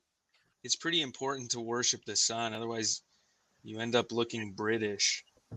So, I've been kind of telling that direction recently. I want to read Golden Dawn. Speaking of sun worship, we do as well. But even they're not like in symbology for like sun worship within the. But that's Saturn, though. You know what I'm saying? Hey, I don't know. So, speaking of sun worship, I'm a huge fan of turtles, and I read the other day that the turtle is the original sun worshiper. From what? Where is that? You have a link somewhere or what? What do you mean? What do you mean from what? You know, turtles have like 13 like sections on their shell, and then it's 28 or whatever like that, like around like those like little things around. And I believe that there's 13 months in a year because there's 13 lunar cycles depending on when it starts in the year and solar cycles. And I was just talking about that today. There, if you do 13 months at 28 days, which is the moon cycle, you end up with 300. Yeah, you end up with 364 days, and then which is like you're right at the Accordingly, today is leap year. Here's the Mayan calendar. I only use the Mayan calendar really, and so the red galactic Earth is today, and so today is I harmonize in order to evolve, modeling synchronicity. I seal the matrix of navigation with the galactic tone of integrity. I'm guided by the power of birth. But what it means is, see, you've got at the center here a navigation. Here's wind. I think this is, I can't remember if this is sun or seed. This might be seed, but you get a spiral that it forms around the day that's forming, and then that's a star root. And each value of the 20 tones for the 13 moons, and then there's a month with a day at a time. So there's like 5 or 6 days at the end to fill in the human gestation period, and then it cycles again. And so you have a 20 months of 20 days of 20-month year sets into the back tune. And so that's why it says it's the 10th 012, but it's really the 13th, because when you hit 13, their wheel would have restarted, but it doesn't mean it's really the end of it necessarily. So it makes sense to use the Mayan calendar, I think, for that reason alone, the 13 moon cycle. It's weird how August and September are on the wrong months as well, too. And then there's even like people that believe that our year starts at a different time, or people that actually do follow like a different yeah, that makes sense. It would start in the springtime. Yeah, or spring. Yeah, why would you assume all the crop dies, everything dies? Why would you go it's a new year in the dead of the winter? That's a and weird... that's why. So if it started like in like April 1st or whatever, or March, whatever, then like September would make more sense, like the 7th month. And right, September for Septa, which is 7. It's in the name, still the 9th month and the 7th month. Right. Wow. But there's a whole... You have comments here. These guys are also... You can make yourself trip if you stare at a wall long enough without blinking. That's a good I've comment. heard of that, too. I've heard people say that. Anybody who sees any comments that roll by, feel free. I saw... So just talking about Sinclair and Milo appears. I don't know if that was... But yeah, I missed some of the context. If you guys see lucid dreaming, military traffic now, theoretics was never meant to become actuality. If you see anything good, let me know. The other one is that noon is 9. So not even the time of the day is correct, because it used to be the 9th hour was noon. And so this had a lot to do with, midnight and noon being the centric point all of a sudden for sun worshiping, but also for Saturn worshiping, as opposed to dawn and dusk being the changeover, which would have been key, because you would have been kind of a natural rhythm. You're like, oh yeah, it's about 12, it's dawn, time to get up. Otherwise, you're like, oh man, it's really late now, I should go to bed. Mm-hmm.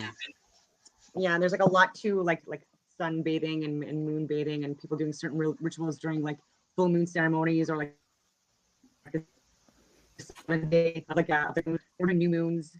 And then like possibly being like self-illuminating luminaries, like both like the sun and the moon being projected into this possible dome or firmament from like other areas, possibly closer to the center of the earth, like the Pisces yin and yang kind of like rotation. I don't know if you could put the yin and yang symbol up, but that could be like what is possibly what the sun and moon and rotation is, and then a possible black sun or whatever that's hidden. Yeah, I could see that. The sun and the moon, that makes sense.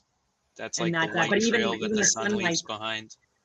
They say is like is cooler, right? So like you can actually like it was supposed to be dark and shade, like there's temperatures like even like varying like by 8 degrees just by moonlight, right? So it would lead me to believe that it's self-illuminating, and that it's not like being reflected from the sun, like and getting the heat, right? Because when I've done my own experiments reflecting pyramids and other things, or even magnifying glasses, like it's just I'm reflecting and there's heat coming, right? And show it again. Sorry.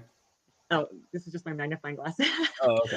But even if this is a dome, for example, there's a lot of forest fires in different areas. Like, what's to say that there's not some kind of like, it's not being like magnified in certain areas that are like really dry, and then causing these freaking forest fires, because they always give us these names of a person smoking. I'm sorry, I've smoked a lot of joints in the last 3 years since like this pandemic's up, and like I've been all over the woods, and not even once have I even like had like even like a little bit of and I light fires all the time. I'm a primitive survivalist. Like you have to put a lot of work into getting fire going. Like California fires started crazy person. I wish I could find the article. So one of the things they caught these people that were saying that the earthquakes were there because there had been enough blood spilt, and they needed to, the meth heads living in the woods, like they were trying to start fires intentionally, and had started fires in Santa Cruz and in a number of areas. So there always are these like crazy people, but it's also, that feels very MK Ultra too. These people are like, oh, I have to start a fire. Who told them that they had to start a fire? Where's that voice in your head coming from? The pictures of them but even like with the, can I talk about like the Apollo 11? Yeah, why not? Sure. Why not? 11, is that the Tom Hanks movie one? No, yep. But with what was the event where all the astronauts apparently like they died, but then like they were all the Columbia shuttle, yeah, Columbia, and then like, they're all working and like able-bodied people, like, oh no, we're twins. Oh really? But like there's no records of any of your school. You guys went to the other twins, like no birth certificate, none of this stuff. Like you're all liars. Sorry, I'm doing it again, but well, yeah, I mean, who's to say what's real? Because some of these guys do look different. But here are the pictures. It's one of those things, and Alex Jones, shame on you. And we're just pointing out how crazy this is, that people would put this picture out here. I just want to show you how crazy this is, that anyone would think this would be it's obviously impossible that these astronauts who clearly died in this horrific, tragic way that we really respect and we care about, obviously. I'm not saying anything otherwise, but here are these pictures that this is what the crazies are doing. They're putting it on the internet, guys. What do you want me to do? Don't delete me from YouTube, please. But yeah, this is the one, and this is the one that I was always like, oh, come on, right? Sharon A. She's the same name. Looks kind of similar, same name. You know what? There's a lot of Scottish women in America and Canada that look kind of similar. Who's to say? That's very true. It's true. Yeah. Right? I'll say on the internet, anything's possible. It could always be a fake photo, and it could always be dead serious. Yeah, that's true. I have seen a lot of good like deep fakes, honestly, like videos and pictures, like now even on Signal and Telegram, because in my line of work too, like because I've been to war, I've seen that experience, and I've also done like the role playing stuff here, like even in training scenarios where I'm hiring a lot of different people and elements. I don't even know where I was going with that. Earlier though, how different is the battleground compared to Call of Duty? Is it very different or is it very accurate? So I've never played Call of Duty, but I did play Jeopardy when I was a teenager. So like I memorized Jeopardy. Jeopardy seems different than Call of Duty. Evan, Jeopardy. Yeah. I haven't even played Call of Duty that much, and I still think it's different than Jeopardy. I was raised in the country mostly, and like having the city, but like I was always hunting or out foraging or fishing. Like I really wasn't into like video games as much as like on my own, like or reading a lot of books. Jeopardy is cool. Like I was a nerd. It's supposed to be a simulation of what do you call paramilitary soldiers or actual soldiers, but it's like Blackwater kind of guys. Yeah, right? I know a lot of guys that play it. Yeah. But yeah, like I've done like a lot of training too, because like I did 15 years as an infantry officer. Like there's like a lot of urban ops training that you do, a lot of like close protection stuff. Even now I'm a use of force instructor where I do like handcuff and baton training to like all levels of law enforcement and stuff like that as well. And so like there's a lot of like going into buildings and like a lot of like clearances and like different types of operations and patrols that you do. And so then also on my own time I love camping and hiking. And so I'm sort of doing it, right? But like I'm more like not like doing what they're doing, right? Like needlessly harming people in the game. Like I was more of like doing the Russians missed the mission in Call of Duty. The Russians mission, you don't have to kill anybody. That's like a big deal. I remember that being important about Call of Duty. Yeah. Of course, it's the Russians. But okay, what about cold light, though? I was going to ask, because you talk about yin yang and this idea that the sun and the moon are equivalent. And that's a big thing, like in one way or the other. Either it's amazing that something that's 400 times the size of something else would be so differently distanced that they would be the same size in an optical illusion, so that God's messing with you, or that you're living in a flat earth and that these things are the same size and they're really a lot closer, and that you've been lied to by science. It's telling you don't trust your eyes. One way or the other, that's a great story. So.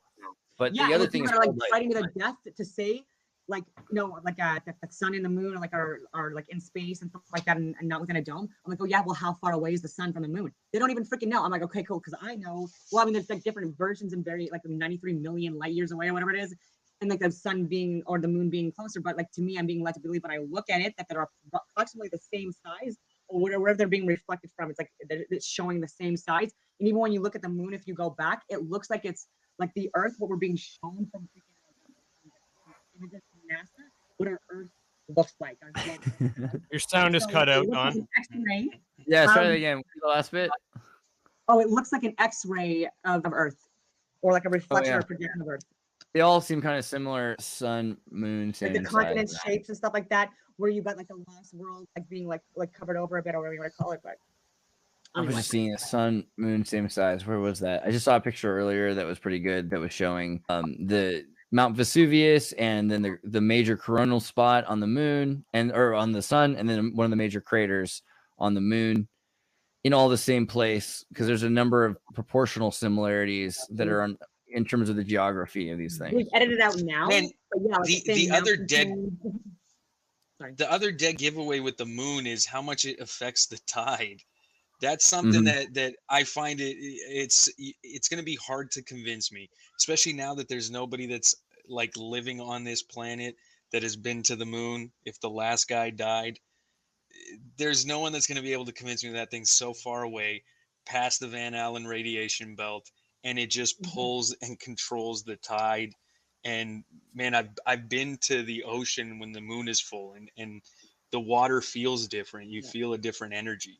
That's not that to me. That's not something that's like fucking some infinite miles away that I got to take a rocket ship to.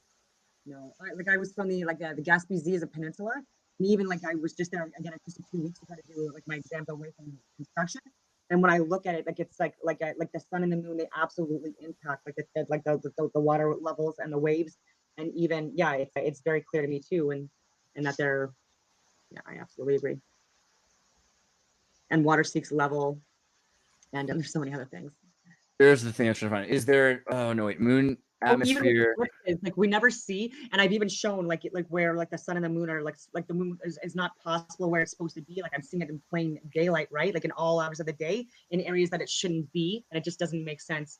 And I just wish that I don't know like that. European Space Agency released this document, and NASA had one too, and a bunch of people. I remember in school we talked about this, and then they finally just admitted it to everybody that the Earth's atmosphere stretches out to beyond the moon. So just reckon with that 2 and 2 equals 4 sometimes and go back to sleep kind of thing.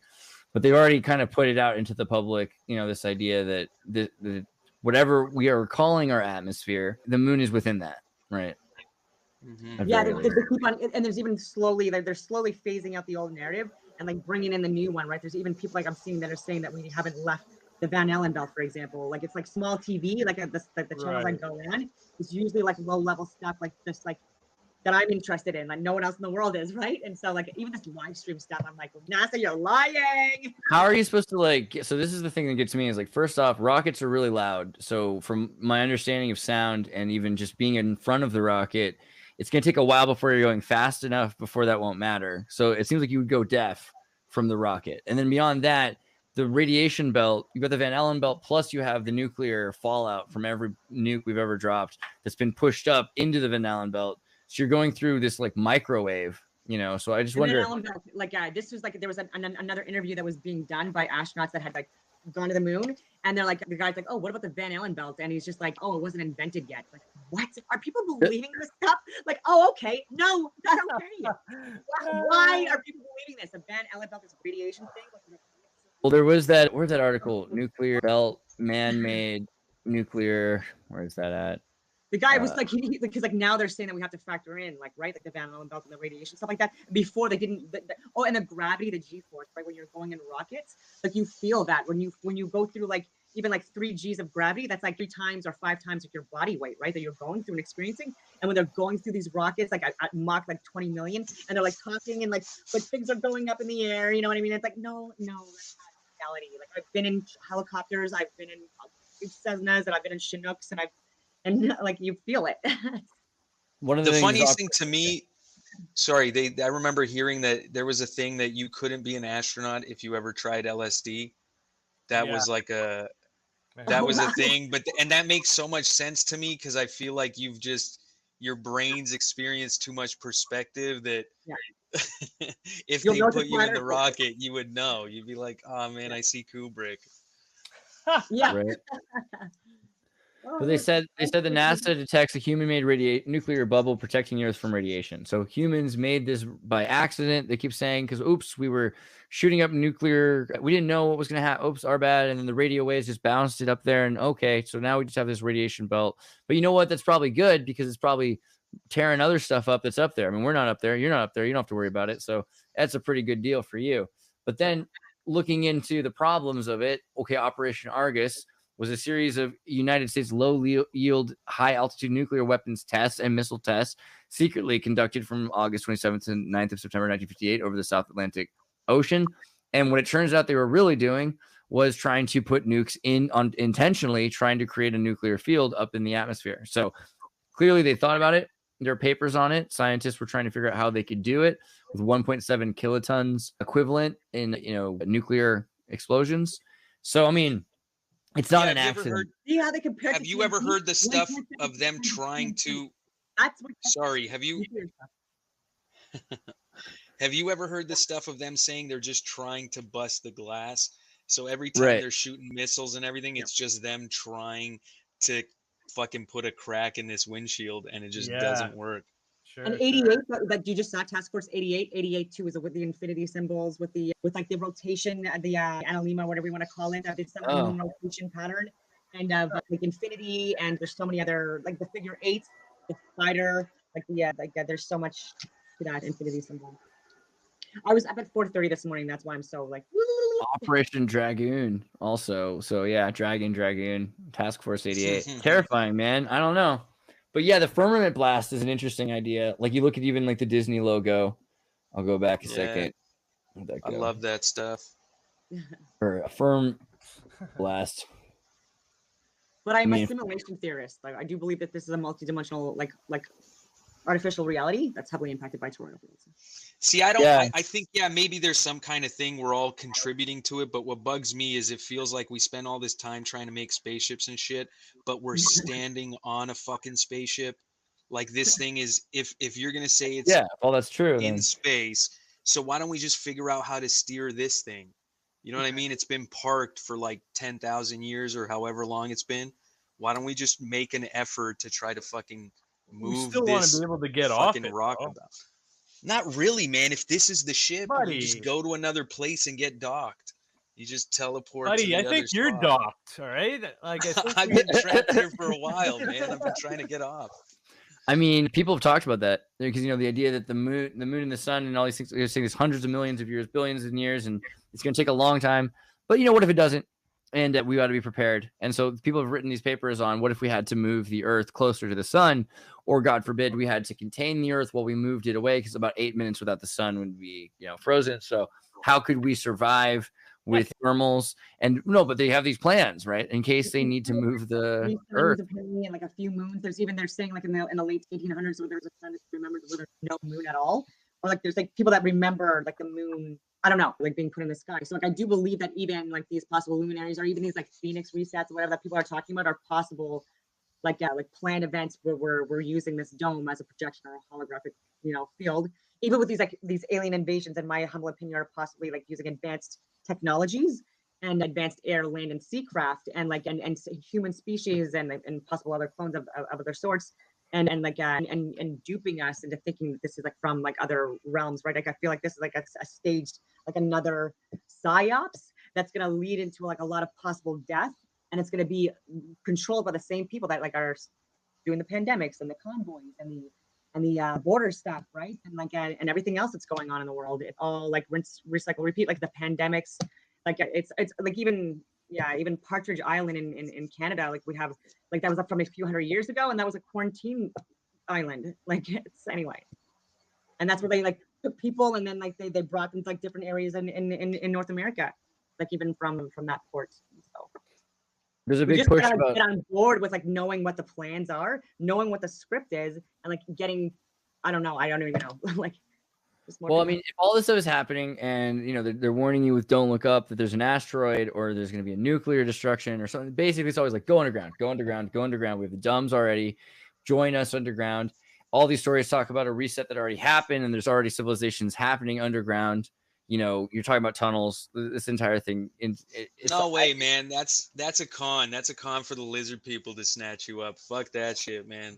Stay above ground. Keep looking up. Fuck that, man. Don't go underground. Subterranean? No way. So an even weirder thing, we were talking about this the other day, is the Thunderdrum. What's that, right? Thunderdrum? Thunderdome? What's it called in Ninja Turtles? Techno drone. Oh, the Technodome, right. Or what is it? Technodrome. Yeah.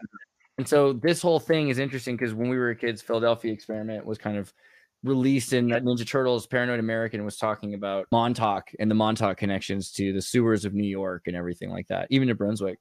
But these stories all center around this Dimension X race that is able to exist in multiple planets, but they're really just Earth in different dimensions, the different space times or whatever. And then in order to not mess with things in the different space times, they just live underground, right? So they land somewhere, then they stay a century, or they live in these giant alien ant farms underground. And we all saw Ninja Turtles, we remember that. But the new Ninja Turtles is freaky. The kids these days, the Ninja Turtles they're walking, it's all about these insectoids underground, right? And so it turns out, and the humans are related to the insectoids. The insectoids are some offspring super soldier race, which is the whole idea. So they're not even aliens. They're just part of our whole thing. And we're slowly becoming the insectoids, which you kind of jump to the quick with is the reptilian thing, right? I mean, yeah, I'm watching it firsthand. Yeah, reptiles, bugs is a good one too. The bugs living underground. That's on some Starship Troopers shit. We're Right. gonna have to go to battle with against the big We get bugs. we get to become the bugs in this scenario, and then become food for the reptiles, like you said. It makes the most Yeah, sense. no thanks, man. Nah. I'm gonna stick above ground. Let's get some flamethrowers. Let's torch these things. Fuck You that. can see how it's gonna happen too, because like transhumanism. There are even the Hopi tribe had like the ant people. There are different like nations that do have stories where they say that there was like underground people of varying sorts and descriptions that that were again below ground. But there's also been like a lot of like mass atrocities because of people being underground, because of like poisons or gases being leaked, or like fires, or like or whatever, but and smoke inhalation and things like that. And but like also people that have survived possible like events that where like above ground during that period, like it was just not like habitable for whatever reason, like maybe like extreme cold. I have no idea, and it was just better underground.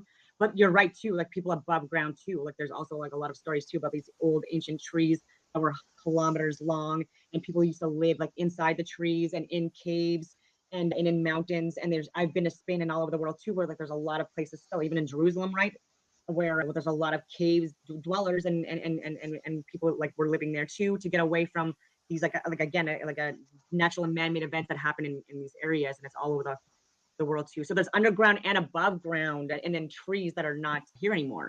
Where That was the first Men in Black was a giant bug, wasn't it? They were. It was the cockroach that landed. Yeah, there was something there too. Man, so good. And that's like too, like cockroaches like never die, like no matter what kind of like what happens. Oh, the and first where, bug like, that lands. Yeah. And even with Men in Black, and they have White House, and then like the above it, right? This is all like occult hidden symbology to like he's like they got the best PR too. You can't they survive nuclear blast, don't they? Cockroaches or something. You can't get better PR than that. We survive nuke attacks. Oh, that is totally what that movie is about. So the insectoids are the ones that are waiting for the reset. They're gonna get there, and and even Tremors with like worms like from underground as well too. Like this is also in like even Tremors like is so good. I love Tremors. Yeah, is that with Kevin Bacon? Yeah, that's a classic. First one, anyway. Well, we're about 2 hours in. Is there anything else you want to make sure we cover before we introduce you guys? Is where you can get more of your content? I'm good. Rainbow Bright. Hermit reminded me of Rainbow Bright. I don't know if you guys ever saw the Rainbow Bright movie, but it's amazing. Can you go back to that Technodrome when you get a chance? Yeah, for sure. Meditate on Technodrome, bro. That thing was weird, man. No, that's okay. I can keep up, but the internet even cuts out. It's kind of cool. It's like a superpower. I see a very pyramid shape to it, man. It's got a very pyramid base with the eye on top. I've never noticed that before. Wow. That's very. Now I need to get one. I never thought about how cool it would be to have it. It's got a pyramid feeling to it for sure. See, the thing is that eye is probably like a real bio transhumanist eye, and there's brains that run this thing. It's like half alive, So that's the other thing about this technology from Dimension X. It's super wild stuff. And that's why too, like a lot of celebrities are like people have groups like where they do like the one eye thing, like it's tied to like the whole like Illuminati, Freemason. Like there's other groups, not just one group that has this like one eye, like left eye or whatever you want to call it, in symbology. A lot of people talk about the LGBT stuff with Rainbow Bright, but I think they missed the Canadian inversion of the maple leaf on the boy character. And there's a whole thing here because like Rainbow Bright, you've seen the cartoon, I don't know if you've seen the cartoon even, but reptilians is a big thing in the cartoon. So if you see even if you just watch like the first couple episodes, basically she shows up in this magical land and there's these like dragons that have trapped all the kids. I don't know if I can even find it, but she defeats these lizard people. Can I find the lizard people? Wizard, there it is. These guys, they're like rapists in cloaks that tear off their cloaks right before she shines her rainbow right out of her. In their face. There's a lot of gory stuff. Like even with He-Man and She-Ra, there's like reptile or lizard type people as well. And there's actually twin stuff going on with He-Man and She-Ra too. They were twins and then separated at birth, and that whole story of like the yin and yang duality piece as well. Anyway. But she kind of defeats the reptilians pretty early on, so that doesn't end up being her big problem. What ends up being Rainbow Bright's big problem is the big sister, right? Where's the evil? There she is. This is the big sister. And so she's got this obsession with diamonds. You know, she's very East Coast. And so she's trying to block out the biggest diamond in the universe, which the light from the suns all shine through, these 13 different suns, in order to make rainbows on Earth possible. You know what I mean? So like she doesn't care. She just wants the diamond. She wants to have the biggest diamond in the universe. So they have to fight to save Earth, right? And it's all about her selfishness. And I think this is interesting because this is the made for TV. Kids are going to be indoctrinated by Order of the Eastern Star. And Sleeping Beauty too, right? Wasn't the Wicked Witch the one that the one that wasn't the most beautiful? Didn't she have a diamond too? Like and it was like she, like But it's not even what they're trying to do is they're trying to say, hey, don't be selfish, care about each other, be part of the new Agenda 21 pilot program, save the world, you know, like OK Canada. So I wonder, do you think that is something we're missing? We're always like, oh, these guys are so bad. Trudeau, he's so terrible. Yeah, he does cocaine. But you know what I mean? Does that mean that a reverse? Like, was that a reverse star? Like, was that like what the? Oh, this is the Order of the Eastern Star symbol for the female Freemason para group. And that's with the reverse. That's like with the crown and the horn. And then they have a group called Job's Daughters, which are like the group underneath the Order of the Eastern Star. And then, you know, so if you're a good Masonic daughter, your mother's in the Order of the Eastern Star, and you join the Job's Daughters, and then you end up with a scholarship and probably a house. So it's worth it, I would say, probably. But you get to wear these kinds of costumes. So it's not out of place if you're a Mormon, I guess. Otherwise, it's pretty different. Or if you were like in Athenian homeschool plays. Did you ever do that? It's the only way that's going to make sense to you. But yeah, so that's the Order of the Eastern Star. And so that is Rainbow Bright. And for me, I think that's the question. Do you think that the AI, transhumanist, evil, satanic, we're always like, oh, it's so terrible what's coming. But are we just like not optimists? Are we just, it's good to be cynical. But I mean, these guys are really trying. They're really trying. It's like my sweatshirt, right? With this hammer and sickle. And it says, this time it will work, growing out of the garden. So, I mean, are we going to get there? Are they going to get there? Or is there any chance of like us working together and like the New World Order being like kind of nice? Or is that just not in the cards? Well, get there or die trying, right? No, man. I wouldn't say. I would say no. They kind of gotta sit this one out, this next chapter, because they fucked around for too long. They had their chance, and I think it's time. You know, we kind of the people take it back a little bit. Let these guys take a break. Let them. You know, their evil plans were thwarted. Let them go back to the drawing board. You know, give us another 25,000 years or whatever it is. Yeah, like I don't know, like I'm like on this peaceful train. As shocking as people like people believe that I'm the opposite of that, but like I do honestly believe being like peaceful and trying to like cooperate in a collective way, is the best solution out of this, right? Like I don't believe in like more war or any of that stuff, right? Like even when we were overseas, it was to like have less war, to end war, right? We wanted things to be safe and did like humanitarian. We were lied to about a lot of things too, right? So like there's a lot of MK Ultra stuff that goes on where you think that you're being of service and stuff like that, but if people knew better, they would do better. So I think that the more we can actually like be peaceful and communicate with people and just like try to like be more truthful about what's going on in the world, people are not going to be so like, they're not going to block it out, right? Because we're so divided right now, and there's so many like emotionally weak people, and like it's gotten even worse since the pandemic, right? So until we are able to like make people feel like we're not a threat, like and we're gonna have to coddle people, right? Almost like to make them feel like we're not a threat, right? Because like anything that goes against what they're thinking now,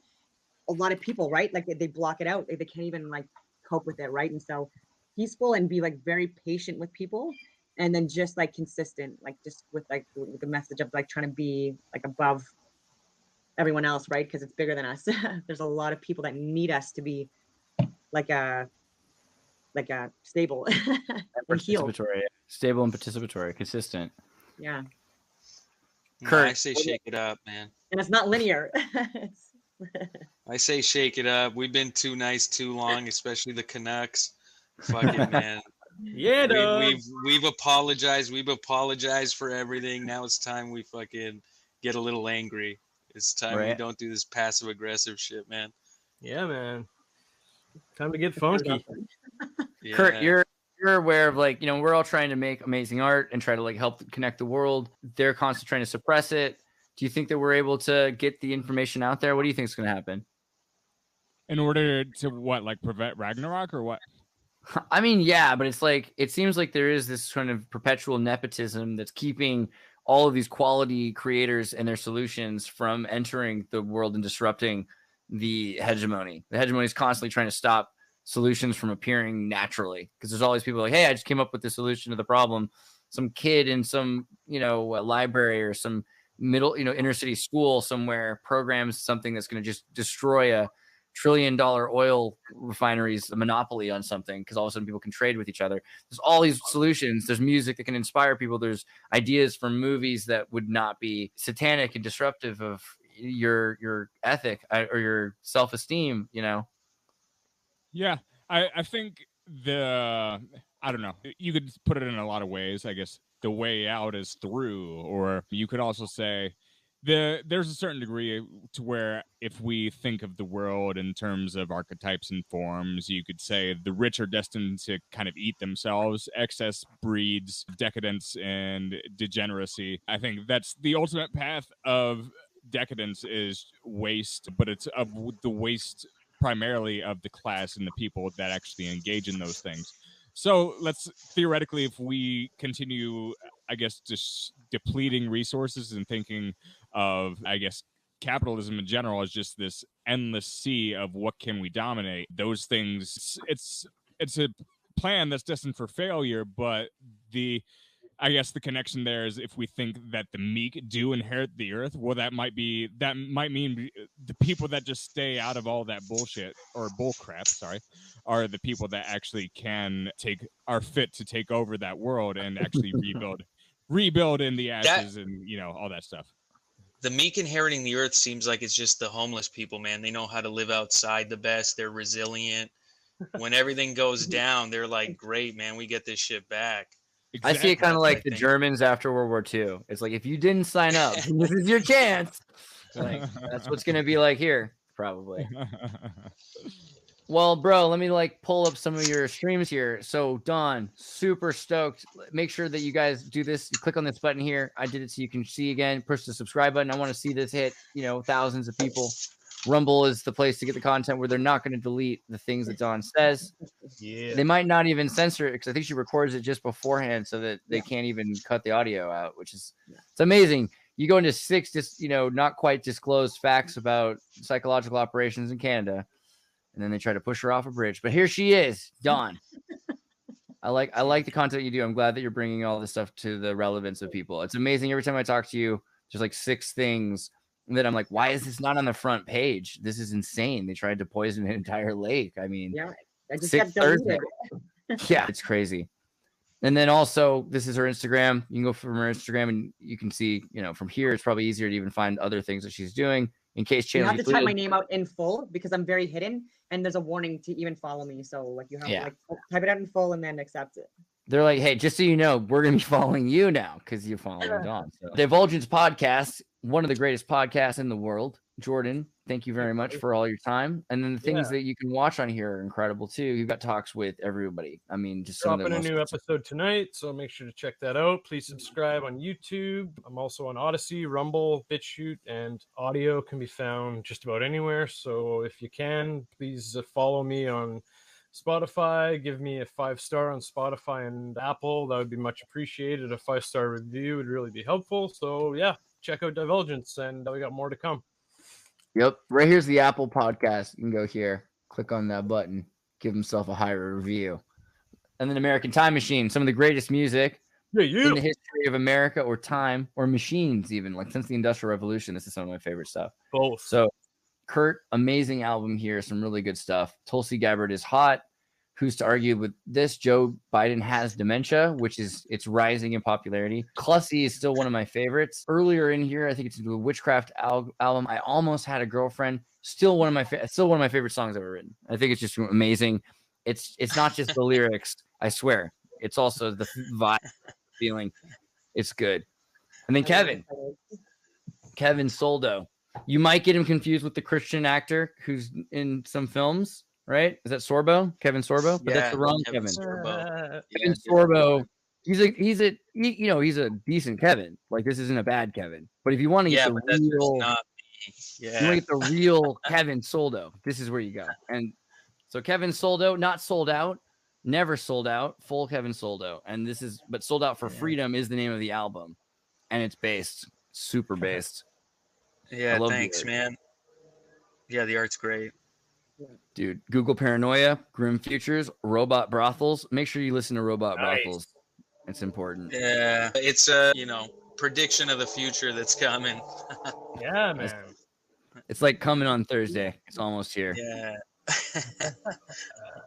Guys, I love you very much. And gal, and everybody in between. And we'll see you next time. MK Canada. Peace out. Yeah, man. Thank you.